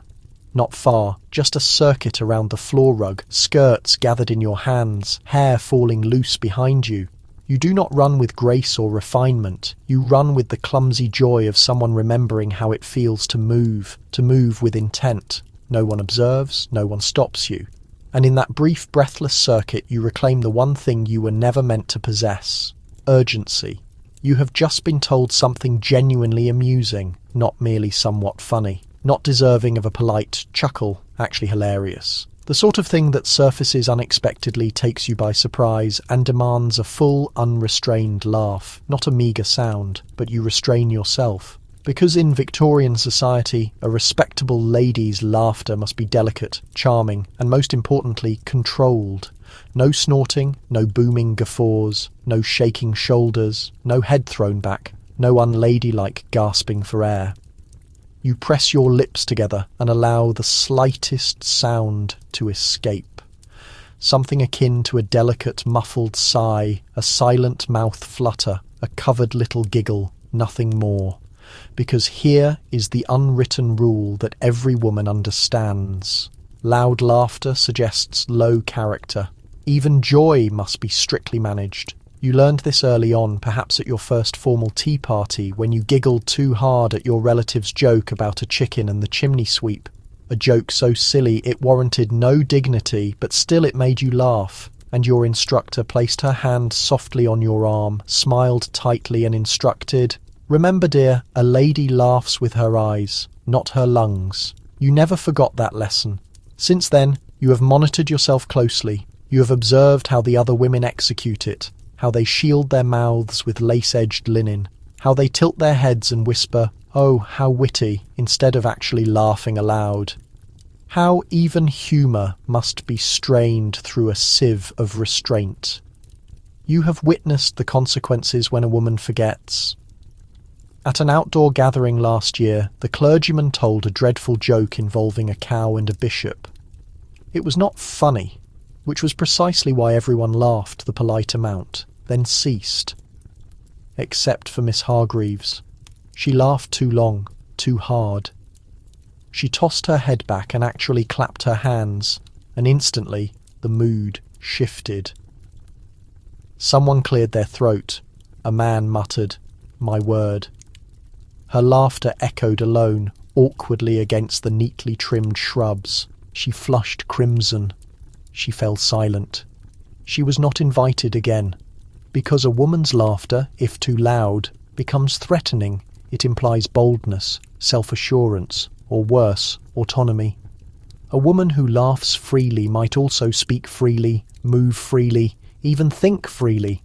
And Victorian society has no suitable place for such a woman. It is not only about loudness, it is about refinement. Proper laughter should not draw attention. It should not suggest that you found something excessively funny or that you're too familiar with the person who said it. You learn to moderate, to temper your amusement. At social events, you practice what you term the social chuckle, a soft sound paired with a slight inclination of the head. "It conveys," I heard the remark. "I understood the humour. I approve of its presence." But it never reveals how funny you truly found it. You have volumes of unwritten rules memorised in your mind. If a man tells a joke, laugh, but briefly. If a woman tells a joke, smile, but only if it is not at anyone's detriment. If a servant says something amusing, you did not notice it. And if you make an amusing remark, it is best to pretend you did not. Because laughing at your own joke is practically a declaration of vanity. You once laughed out loud at something you were reading, a satirical piece in Punch magazine. It surprised you. The sound escaped before you could trap it. Your mother sewing nearby did not even look up. She simply stated, "Contain that, darling." And just like that, you learned again that there is such a thing as excessive delight. And it is not just your family. Etiquette manuals contain entire sections dedicated to the topic. One suggests that a lady's laugh should be like the gentle sound of chimes in a light wind, audible but never jarring. Another insists that any woman who laughs with her mouth wide open is unsuitable for proper society. You begin to notice how often men are permitted the opposite. Their laughter fills living rooms, bellows across wide lawns, shakes the furniture. A loud laugh makes them seem jovial, popular. For you, it would make you appear unrefined. There is even a word they whisper for women like that, those who laugh too loudly, too unrestrainedly, boisterous. It sounds like a moral failing. And so, when you feel laughter begin to build like bubbles in a sealed bottle, you become a master at transforming it into something else. A smile, a quiet hum, a strategically timed cough. But later, when you are alone, truly alone, you allow yourself to recall.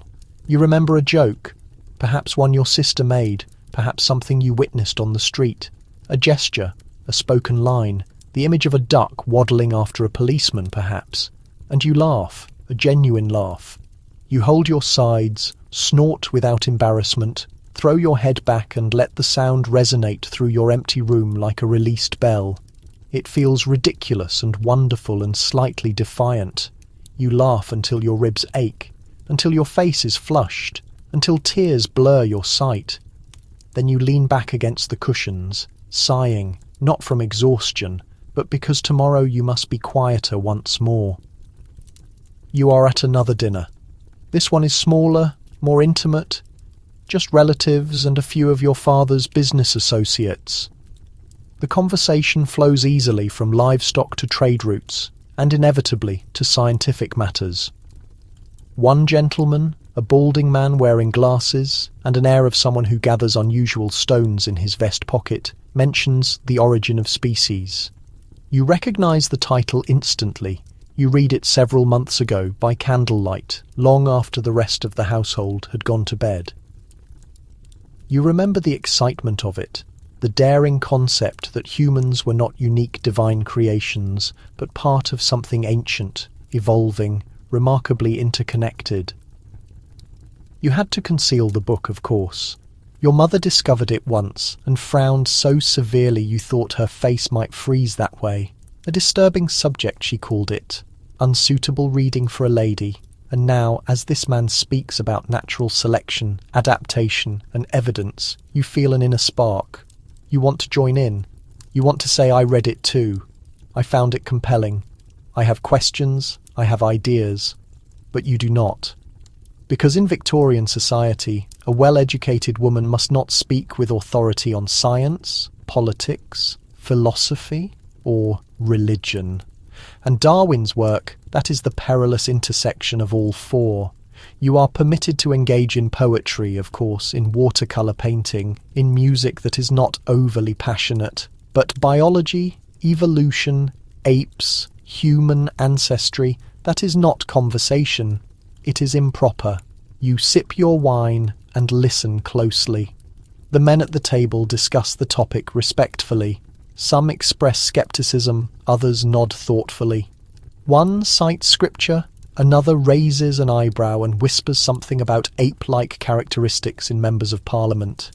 The joke falls flat, but they laugh regardless. Meanwhile, you sit perfectly still, your hands folded neatly in your lap, your mind racing, because you recall the section about the finches on the Galapagos Islands, how their beaks had adapted depending on the available food. How that alone suggested time as the sculptor, not a divine flash.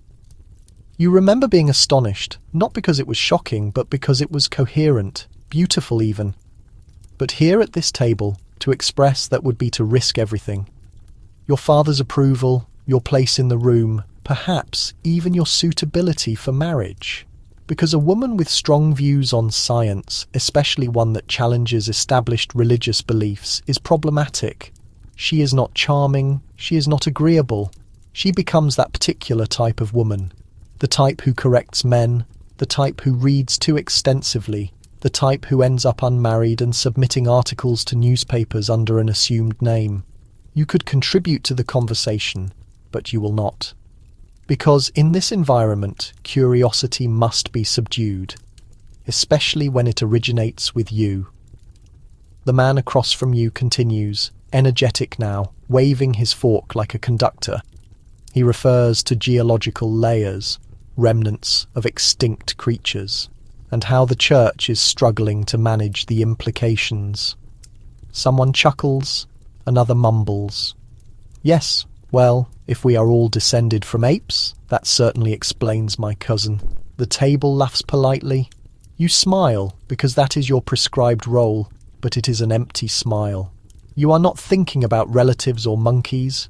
You are thinking about the way Darwin characterized nature. Not stationary, but shape-shifting, not fixed, but gradually developing over vast spans of time. And you wonder, not for the first time, what if everything expected of you is not fixed either? But you do not voice it, because intellect in a woman is regarded with suspicion. And intellect coupled with controversial knowledge is outright dangerous. You have heard of women who crossed that boundary. Ms. Devereux, a friend of your mother's, once shared her views on the heliocentric model at a dinner party in Bath. She spoke about planetary orbits and the transition from divine order to cosmic randomness. She never wed, not because she was unpleasant. She was remarkably beautiful, but because, as someone once whispered, she has ideas that are too fundamental. Another woman you know, just a year older than you, was discovered reading Darwin and scribbling comments in the margins. Her fiancé deemed it a flaw in her character. He terminated the engagement. She now volunteers at the local library and speaks very little. They referred to her as curious, not as a compliment. That is the part that hurts. Your mind is vibrant with questions about science, about truth, about your position in this meticulously structured world. But you are permitted none of it. Not permitted. Not if you wish to be invited again. Not if you wish to remain secure. So you develop methods of concealment. You hide your books behind sewing baskets. You jot down ideas in encoded private writings. You read philosophical works only when your maid is tidying the outer rooms. And when someone brings up science, as they do this evening, you keep your expression serene, nod when appropriate, and fold your genuine thoughts deep within the space between your ribs and your corset. But later, long after the visitors have departed and the fire has faded, you return to your room, retrieve that worn copy of The Origin of Species from beneath your pillow, and you read. Your lamp casts a gentle light. The air is still, and here alone you are permitted to speculate. You trace a sentence with your fingers. Endless forms, most beautiful and most wonderful, have been and are being evolved, and you feel something awaken inside you again. Not disgrace, not sin, just potential. You close the book and whisper the forbidden name into the darkness. Darwin. It does not sound menacing here, it sounds like liberation. You catch sight of her across the road. Your cousin Eliza. She has just emerged from the hat shop with a colourful package beneath one arm and her bonnet angled at a stylish slant, looking quite radiant in the early afternoon sunlight. Your initial response is simple and immediate. The desire to signal recognition rushes forward. You long to lift your hand, call her name aloud, offer a quick light laugh, run across the thoroughfare, and share how absolutely dreadful Mrs. Langford had been at the noon meal, and how the poultry was so arid it seemed constructed entirely of paper. Yet your wrist stops mid-motion. Your mouth starts to open but closes just as quickly, because a woman of social standing in Victorian times is forbidden from attracting public notice to herself. Even a brief greeting is off limits, especially any sort of waving or shouting across an active street. Such an action would be judged as crude, almost mindless, too loud. And the implications of that kind of descriptor for a woman are clear. It immediately shifts her status from simply unladylike to utterly lacking respectability. You scan the area. Several gentlemen are on the sidewalk, two in tall hats discussing shipping deals, a mail carrier removing correspondence from a noisy wagon, and a tutor guiding two rigid, quiet children down the stone path. Therefore, instead of greeting her openly, you execute the accepted gesture. You incline your head, a motion so minimal it is merely a slight dip of the chin, the kind of acknowledgement that could easily be dismissed as simply adjusting the ribbons of your bonnet.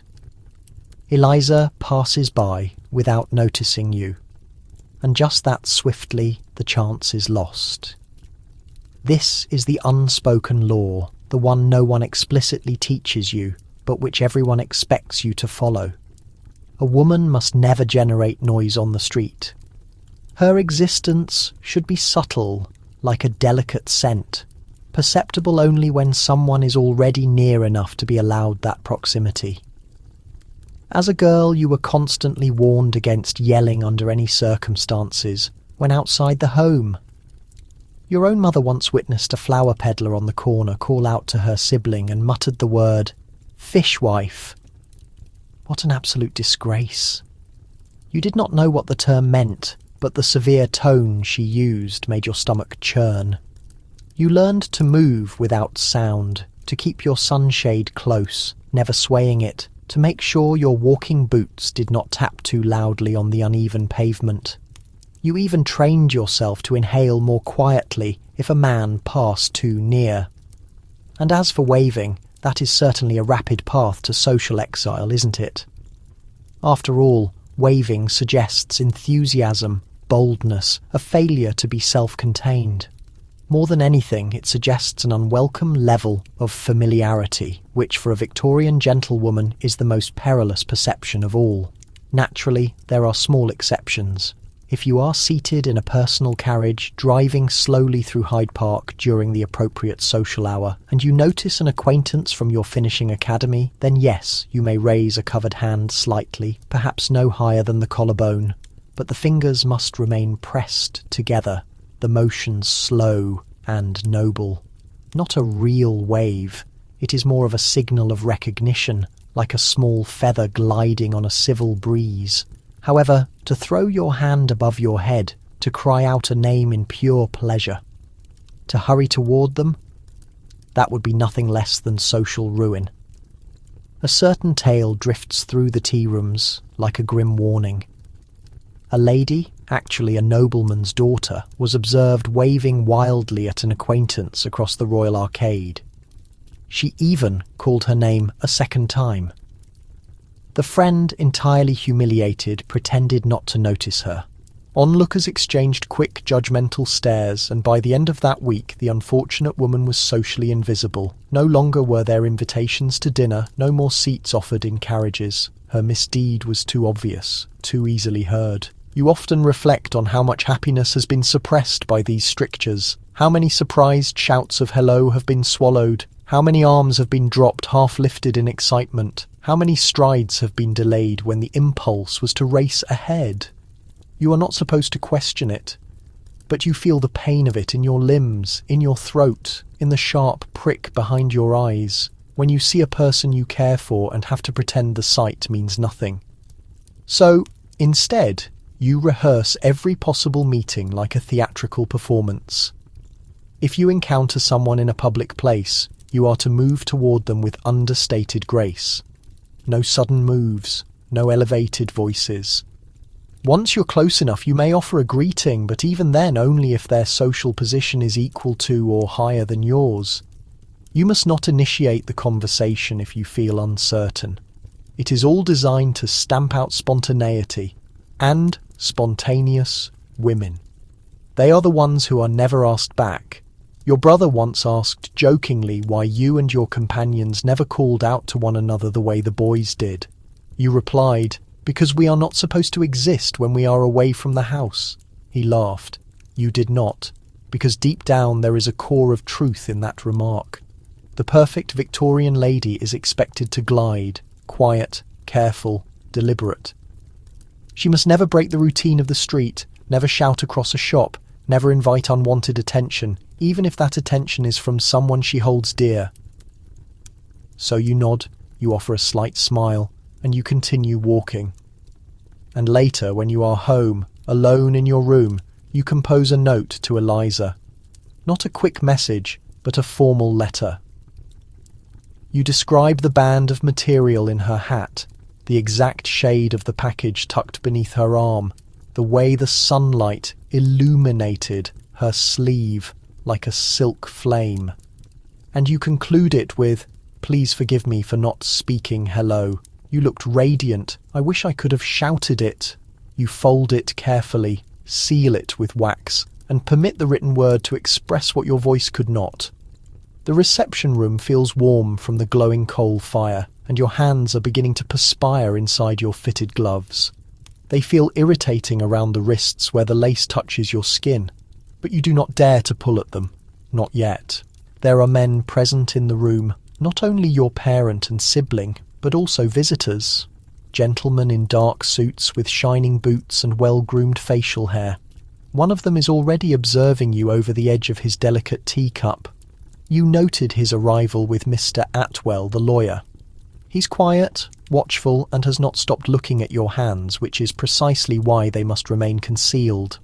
Because according to Victorian rules of behaviour, removing one's gloves in the company of a man, particularly a non-relative, was often interpreted as surprisingly intimate, even potentially suggestive. It is irrelevant that your gloves are overly tight due to the summer air. It is irrelevant that the stitching digs into your knuckles. It is irrelevant that your sole wish is for your fingers to be exposed to the air, to breathe. A lady understands that gloves represent much more than simple fabric. They are a defense, a metaphor, a performance, and taking them off. That is a profoundly private action. There is a peculiar seriousness to that idea, isn't there? Something so simple, peeling back a small amount of fine leather or patterned lace, could be perceived as an advance, a silent invitation. Some women naturally choose to ignore this rule, the unconventional ones, or the American visitors. You have heard anecdotes about a widow in New York who unfastened her gloves during a dinner party right in the middle of the first course. The hostess was so shocked she dropped her spoon. A gentleman coughed so violently he spilled soup down his vest. You often envision that precise moment, not because you are eager to create such a stir, but because, well, you sometimes do long to be free of constricting layers, of regulations, of the endless, tiring routine of knowing who is watching you and when and how they might judge your every tiny gesture. But here, in this carefully designed English parlour, you are expected to keep your hands covered. Even though hands are what tell your story, even though hands are what you use to sew, to write, to clean, to offer comfort, even though the men sitting in this very room are free to display their ink-stained fingers, their roughness, their wedding bands, their flaws, you must stay wrapped up because the uncovered hand might reveal too much. The even more profound secret, of course, is that the act of removing a glove was not just intimate, it was highly ritualized. In certain stages of courtship, removing a glove was almost the same as raising a protective veil. It was a slow, deliberate gesture that communicated, "I will permit you to see a part of me, only this much for now." Entire guides were written describing the precise, correct method for glove removal. First the fasteners, never simply pull the material, then slowly, finger by finger, each motion graceful and controlled, never hurried. And heaven forbid you should bite the tip to work it loose. That, apparently, was a gesture reserved for actresses, the kind of women men spoke of in hushed tones but never considered marrying. You have seen portraiture of women with just one glove removed, the other still on. It is always the dominant hand, the one used for formal greetings. A subtle visual cue that the woman was both accessible and still appropriately reserved. A woman with both gloves off? That was for private viewing, for spouses, or for painters whose brushes hinted at scandal. Even in daily public life, the formal ceremony was maintained. At late afternoon teas, gloves remained on. At evening dinner, gloves could be removed, but only after one was seated. At religious services, gloves on until the moment of kneeling. And if you failed to remember any of this, you were not just seen as forgetful, you were branded as unladylike. On one occasion you received an invitation to a small musical performance in a glass conservatory. You recall the honey gold light streaming through the glass roof, the sounds of the violins tuning, the clean scent of crushed citrus leaves and polished wood floors. And you recall, just before the first note, a woman nearby quickly slipped off her glove. The gentleman sitting next to her shifted subtly. Only his eyes moved. No one spoke, and yet the whole room seemed to hold its breath. Was she attempting to flirt? Was it a simple blunder? Was it an act of defiance?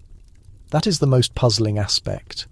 No one would ever directly ask her because her intention was irrelevant. All that mattered was how her action was perceived by everyone else. And that is the principle Victorian women lived beneath. Not what you intend, but what others choose to observe. You once thought this rule was silly. Now you understand it is something much worse, deeply limiting. Because sometimes on warm summer evenings you would genuinely love to remove your gloves and allow the cool evening air to touch your wrists. You would love to show someone the dark ink stain on your thumb from writing for hours. You would love to clasp another person's hand, not through a layer of fabric, but truly, skin against skin, and feel the solid pressure returned. But instead, you offer a polite smile. You fold your hands precisely in your lap, and when you are certain no one is watching, you slowly flex your fingers beneath the glove, just to confirm to yourself that they are still yours. The moment comes quickly. Suddenly you are at a crowded garden party, trying to balance a full cup of lukewarm tea in one hand and a fragile plate of dry cucumber sandwiches in the other. An older gentleman joins your small conversation circle, distinguished with the sort of receding hairline that hints at long experience rather than age alone. He speaks eloquently, in that low, intimate tone that suggests his opinions are inherently important. You tilt your head slightly, you smile, and without any thought, you pose the utterly forbidden question. "And how old are you, Mr. Lambert?" The result is immediate and total. The lady standing nearest you emits a tiny cough that sounds almost choreographed. Another woman stirs her teacup with excessive force. A third fixates on her own gloves as if they have instantly transformed into complex maps of the mountains. Mr. Lambert himself freezes for a moment, then forces a short laugh, though it is the kind of brittle sound that does not reach his eyes. You realise too late that you have committed a serious breach of etiquette, because in this Victorian era, it was not merely impolite for a man to ask a woman's age. The far stranger rule was that women too were strictly forbidden from asking a man's age, not even out of simple curiosity. Not even if the man in question looked old enough to have personally exchanged words with Napoleon Bonaparte. Why? Because asking a man's age suggested impertinence, that you were considering him in terms of statistics, of cold calculation, of his suitability. It was viewed as questioning his vitality, implying perhaps that he was too advanced in years or not old enough for a specific role: marriage, politics, finance. You are interfering in matters that do not concern you, and a lady must never seem calculating. The expectation is that you must drift through your social life with perfect serenity, with no rough edges, that you passively accept whatever is presented to you, introductions, tea, occasionally a marriage proposal, without scrutinizing the package too closely, even if you are desperate to know what secrets it holds. So instead, you are trained to make deductions, to guess silently. You are taught to estimate age by the silver strands in his hair, not his date of birth, by the way his knees protest when he bends to retrieve a dropped item, by the outdated style of his vest, the subtle stiffness in his posture when he dances, all without uttering a single syllable. It is particularly peculiar, you think, that women were expected to answer that same question constantly, at every formal introduction, at every ball, in every letter from a meddling aunt. "How old is she now?" they would inquire, staring through elaborate spyglasses as if your face alone did not tell the story. And yet you were never allowed to return the inquiry, because a woman's age was a measure of her worth. A man's age, however, was a gauge of his authority. Ask a woman's age, and you are calculating her bloom, her future, her decline. Ask a man's age, and you risk exposing his vulnerability, the relentless passage of time that no gentleman wishes to acknowledge. It was not just bad manners, it was close to an act of insubordination. You recall your cousin Louise describing a serious mistake she made at a formal dinner gathering. She had been seated beside a balding gentleman with large, expressive eyes who had introduced himself with an overly grand bow. She thought it would be witty to tease him. "Did you attend the great exhibition, Mr. Harland? Or perhaps you were present at Waterloo?" It was a simple joke. She was only 17. But he did not smile. Instead, he turned his head slowly and stated, "A lady ought not to refer to a gentleman's years, especially when she possesses so few of her own."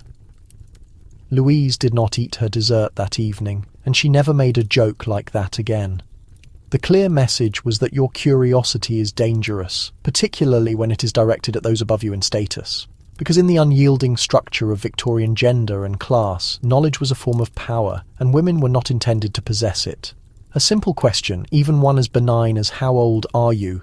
could shift the power balance, turn an invisible glance into a glaring spotlight, and disrupt a man's carefully preserved image. So instead, you dedicate yourself to perfecting the art of quiet observation.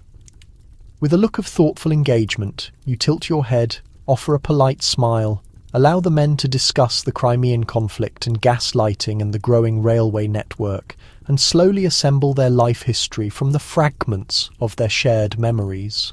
Sometimes you misjudge it completely, sometimes they surprise you, sometimes you simply stop caring about the answer. But you never ask that question again, because in this society there are certain inquiries women simply do not have the right to make, even when they know the answers would be entirely fascinating. You feel the pressure building before you can possibly contain it. A sudden, sharp eruption of laughter, brought on by something ridiculously funny that your cousin whispered just out of hearing range of Aunt Marjorie. It catches you entirely off guard, and for a fleeting moment it escapes. A genuine, deep belly laugh, the kind that makes your chest shake and your hand grip the armrest firmly. The entire drawing room falls silent. Only the gentle clock ticking can be heard. Somewhere behind you, a fan slows its movement, and just like that, your spontaneous laughter has become a public scandal. Because in the overly formal, stiflingly proper world of Victorian rules, any public demonstration of strong feeling from a woman, be it sheer joy, intense anger, deep sorrow, or even simple affection, was judged to be perilously close to mental instability. Hysteria, they would diagnose. A sign of poor upbringing, a devastating loss of feminine self-control. Men were permitted to strike the table with their fists during political discussions or shout boisterous hunting stories. But you must maintain perfect composure. Always. To laugh too loudly, to weep in frustration, to raise your voice, even to cheer loudly, could mark you as unstable, or worse, emotional. And being labelled emotional was code, not for weakness, but for something far more damaging, lack of stability. So when your shoulders momentarily shake with that laughter, you immediately clamp your mouth shut. Your hand flies up too late to fully cover the sound, and you feel the atmosphere of the room readjust. Eyes dart away, teacups clink faintly. No one directly acknowledges it, but every person noticed. You are instantly reminded of the tragedy of poor Eleanor Langley. Her sibling died suddenly in a fall from a horse, and when she openly sobbed at his burial, clutching his coat to her body and refusing to let go, she was immediately sent away for rest, they explained, to a nursing home by the coast. She was only 17. You heard quiet rumours months later. She had episodes, emotional breakdowns, they claimed. It all began at the funeral, when she failed to maintain the expected level of composure. That grim story plays in your mind even as your laughter fades. Because in this society, sorrow is only acceptable if it is perfectly graceful. Joy is only allowed if it is entirely silent. And anger is never tolerated. The most painful aspect of this is the requirement to practice your emotions in private, before you are allowed to display them publicly. Sorrow must be contained and tidy. Delight must be minimized. Excitement should be reduced to a single raised brow or a soft clap with gloved hands. Even love, that most fundamental human emotion, must be restrained. You are perhaps allowed a soft exhale, a modest downward gaze. But to cry when a proposal is made? Too overly dramatic. To beam when your fiancé enters the room? Unladylike. To run into his arms after weeks apart? That borders on indecency. You recall reading in one of the endless guides on proper conduct on your mother's bookshelf that a truly refined lady is like a body of calm water, serene on the surface, even if powerful storms rage deep beneath. So you become an accomplished performer. You learn to interpret a tremor as mere coldness, to transform tears into a sudden cough, to move away when your hands begin to shake uncontrollably. And when genuine emotion does manage to break through, when your voice briefly wavers or your breathing hitches, You immediately rush to correct it, to smile through the sensation, to act as though absolutely nothing has occurred. Because the consequence is not just a little embarrassment, it is the ruin of your reputation. There is even a simple phrase whispered at formal dances when someone causes a scene. "She lost her composure." It sounds so polite, but you know what it truly implies. She lost control. She became alarming. She ceased being a safe person to marry. You once witnessed a woman break down in public at a lecture, of all places. A well-known scholar had made a mocking comment about a female scientist, and she, perhaps a student, rose and challenged his unfairness. Her cheeks flushed crimson.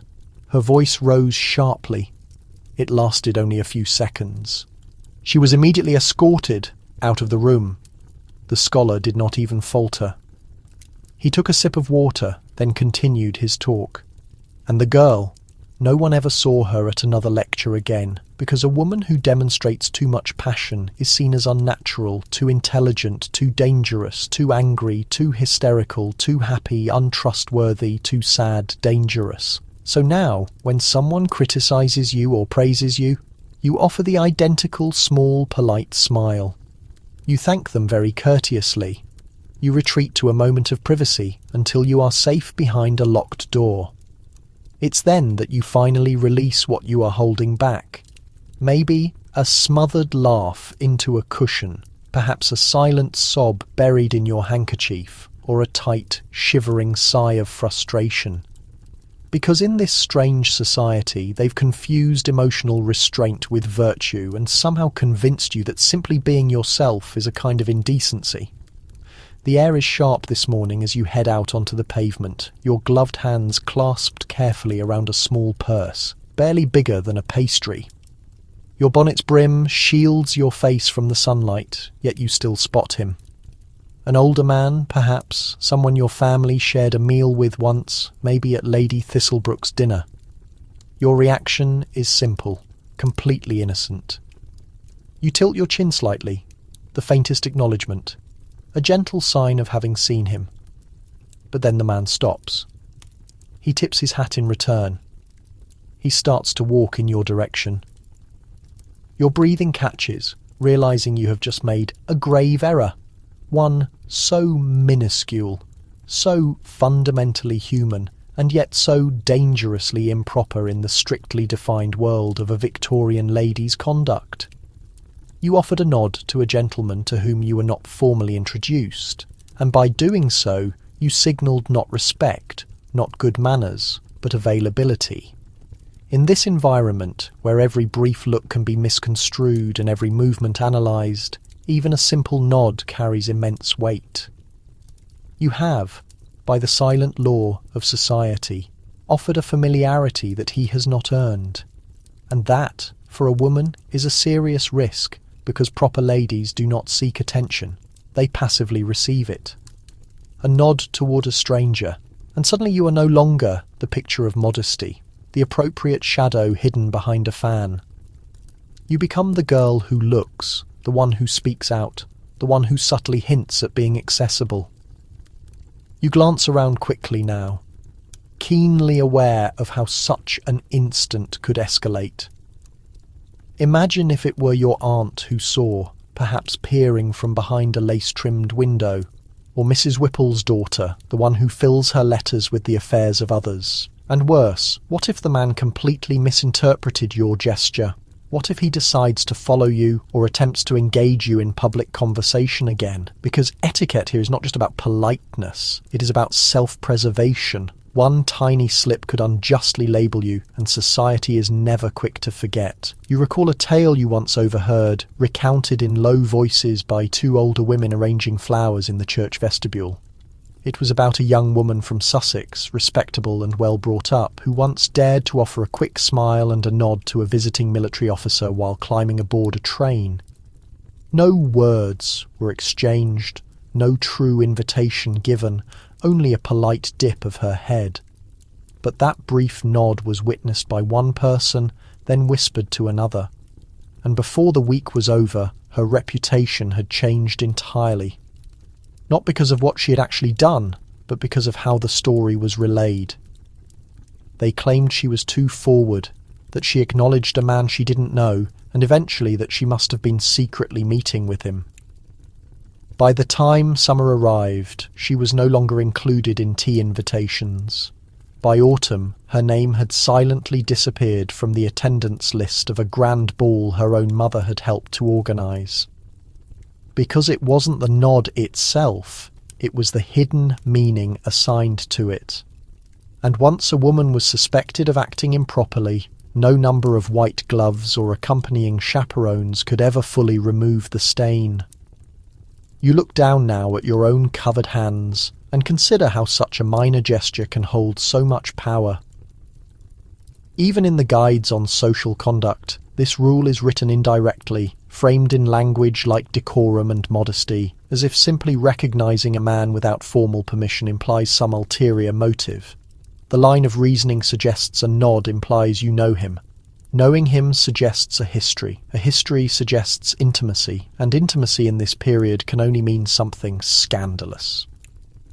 You find the entire thing laughable, yet threatening. The ridiculous rules are often the ones most aggressively enforced, and so you teach yourself to look past men rather than at them. If a gentleman tips his hat, you focus on the space over his shoulder. If someone catches your eye on the busy walkway, you fiddle with your bonnet ribbon and pretend to be fascinated by a passing carriage. You become an expert at avoidance as a shield. Your world becomes smaller, not because of actual laws, but because of suggestions that have hardened into unbreakable rules. Rules that dictate don't speak first, don't wave, don't nod, don't appear to notice anyone you haven't been formally introduced to by name, because even the slightest nod can open a door, and once it swings open you may never be able to shut it again. It is laundry day and you are kneeling near the fireplace. You are folding your unmentionables with the smooth skill of someone who understands that even a single stocking, especially a stocking, can determine a reputation. You reach for a pair you have never risked wearing outside your bedroom. Soft, deep crimson, woven delicately. A present from your cousin who travelled to Paris and returned filled with unconventional notions. You remember her secretive whisper saying that in France women wear every colour, even scarlet, and no one cares. But this is not Paris. This is England. This is Queen Victoria's society, and here the wrong shade on your ankle could ruin your entire name. You carefully smooth the red pair and tuck them back into the bottom of the drawer. Because here, even what is hidden beneath your skirts must conform to the invisible dictates. Stockings must be pale white, cream, or grey at the very darkest. Anything brighter hints at something inappropriate. In truth, to wear stockings in red, green or blue was, in certain circles, to be accused of mimicking theatrical women. This was the polite way of referring to prostitutes or actresses. It seems absurd now, doesn't it, that a spot of colour near the ankle could imply a spot on your character. But this was the prevailing logic of the era. Muted colours equal modesty, modesty equals virtue, virtue equals marriageable. And so stockings became emblems, a secret language stitched into the silk. A woman who wore brightly coloured stockings might not be serious. She might be hoping to attract attention. And in Victorian society, wanting to be noticed was one of the most serious accusations one could face. You remember once noticing a young woman at the back of the church with green stockings visible beneath her hem for just a moment. Enough time for the two women sitting in front of you to nudge each other and tighten their lips in disapproval. No one spoke her name, but everyone knew who she was. There is something almost ridiculous about it, how something hidden, something never intended for public view could carry such a heavy penalty, but that was the strange brilliance of Victorian etiquette. It controlled not only what was publicly visible, but the mere potential of being seen. You sit on the edge of your bed now, lifting the hem of your dress just enough to check. Pale grey stockings. Safe, dull, unnoticeable. Exactly how society prefers its women to be. Because colour in this context isn't about mere style, it is about imposing limits. A flash of crimson suggests defiance. A vivid pattern means you have forgotten your proper station. Station. And heaven forbid they notice lace, ornamental lace of all things, on your calves, that immediately crosses the line into temptation. The moral uproar surrounding bright stockings was particularly aimed at young women, those who were newly available on the marriage market, because bright suggested boldness and boldness suggested trouble. You recall an old women's magazine warning mothers to search their daughters' laundry baskets for any unsuitable hosiery, as if a desire for rebellion began at the ankles. There's a curious story you once overheard at a cousin's wedding about a debutante who wore lavender stockings to a summer garden party, the kind of soft, delicate lavender that matched the ribbon on her bonnet. She thought she was being clever, fashionably coordinated, but when she crossed her legs just a little too carelessly, the lavender showed, and by the end of the week someone had composed a mean little verse about her that was circulating in all the society drawing rooms. Lavender legs and licorice lips, a girl with colour, a girl who slips. No one repeated it directly to her, but she was conspicuously left off the guest list for the next 2 social dances. So you learn quietly, meticulously. You learn that proper modesty is not only about behaviour, it is a specific colour scheme. And your world becomes a muted canvas of beige, cream and faint tones, because the brighter you appear, the more you risk being observed, and in this period being observed is risky. The morning light streams softly through your lace-covered window, casting gentle shadows across your dressing table. You are almost completely ready. Gloves smoothed, boots buttoned, parasol neatly folded, you reach for the essential final detail. Your hat. Not because it is fashionable, though it is, not because of the cool air, though it is brisk, but because to step outside without a hat, as a Victorian lady, would be the equivalent of leaving the house half-dressed. Even if you are merely walking next door to drop off a small basket of baked goods, even if you are racing to catch the train, even if you're just standing on your own porch for a breath of fresh air, no hat means no dignity. In this world, your hat is more than a fashion accessory. It is a powerful symbol of respectability, a visible boundary separating ladies from others. Without it, you risk being mistaken for someone of loose morals, or worse, someone unrestrained. Because an uncovered head could suggest defiance, a rebellious spirit, or even a willingness to engage. And that last element, it carries tremendous weight. The unspoken rule is clear. Respectable women cover and protect themselves. Their skin with gloves, their gaze with lowered eyelashes, their thoughts with careful silence, and their heads with a hat. You remember the time your younger cousin Martha ran out to mail a letter, having forgotten her bonnet in her rush. A simple chore, she assumed. But she returned home, flushed with embarrassment. A man had tipped his hat to her, a stranger, older, too bold, and asked if she needed company on her walk. The hidden meaning was impossible to miss. No hat, no male escort, no protection. She was fair game. She wept in her room for an hour, utterly humiliated. You check the pins securing your own hat now, fastening it with careful attention. Because the rule is not just about conforming socially, it is a defensive strategy. The Victorian world operated on the assumption that a woman without her necessary adornments was a woman without proper boundaries, and nothing defined those boundaries quite so clearly as a properly worn hat. Your hat, though elegant, serves as practical armour. Whether it has feathers, velvet, or woven straw, it makes no difference.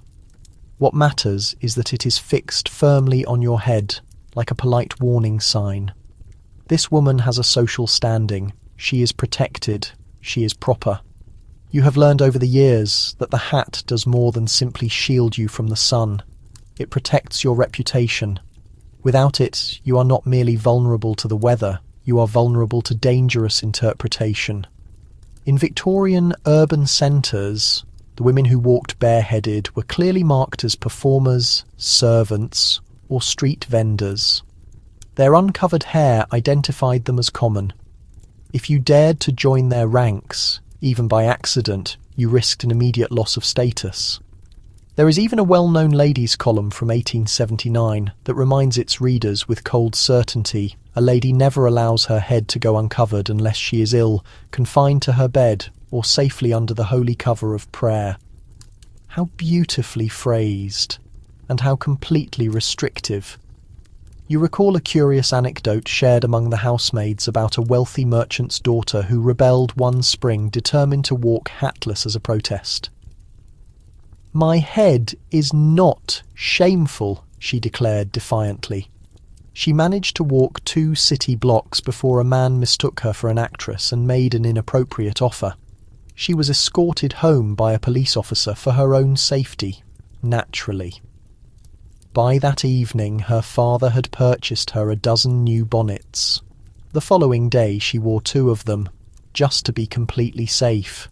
You look at your reflection in the mirror now, hat pinned, posture perfectly straight, your expression neutral. You allow yourself a faint private smile because you recognise the truth. It was never just a hat, it was a binding contract between you and the public, between proper behaviour and social risk. And, as you step outside, hat secure, pace measured, gloves tightly fitted, you join countless other women moving through history, not with weapons or protest signs, but with skirts and parasols, quietly, elegantly enduring absurdity with a necessary grace. You have successfully navigated the morning. The hat is on, the stockings are correctly chosen, and your ankles, thank goodness, remain safely concealed beneath layers of skirt. You can finally breathe now, because you have survived another day in Victorian womanhood, a day where the smallest action, a slight smile, a mere tilt of the head, the wrong colour ribbon, was enough to start whispers, provoke disapproval, or completely unravel your good name. And yet, despite all the nonsense, you maintained your poise, your gaze lowered, and your hat securely pinned. That is no small achievement. It is ironic, isn't it, how a society so fixated on manners could create rules that are so thoroughly maddening. But there is a quiet strength in making it through all of that, maintaining your position in a world that constantly expected you to withdraw. You did what generations of women did before you. You offered a smile when it was appropriate. You kept your clever remarks to yourself, walked slowly, nodded, and never once allowed them to see you stumble over your hem. But now you are settled in your own bed.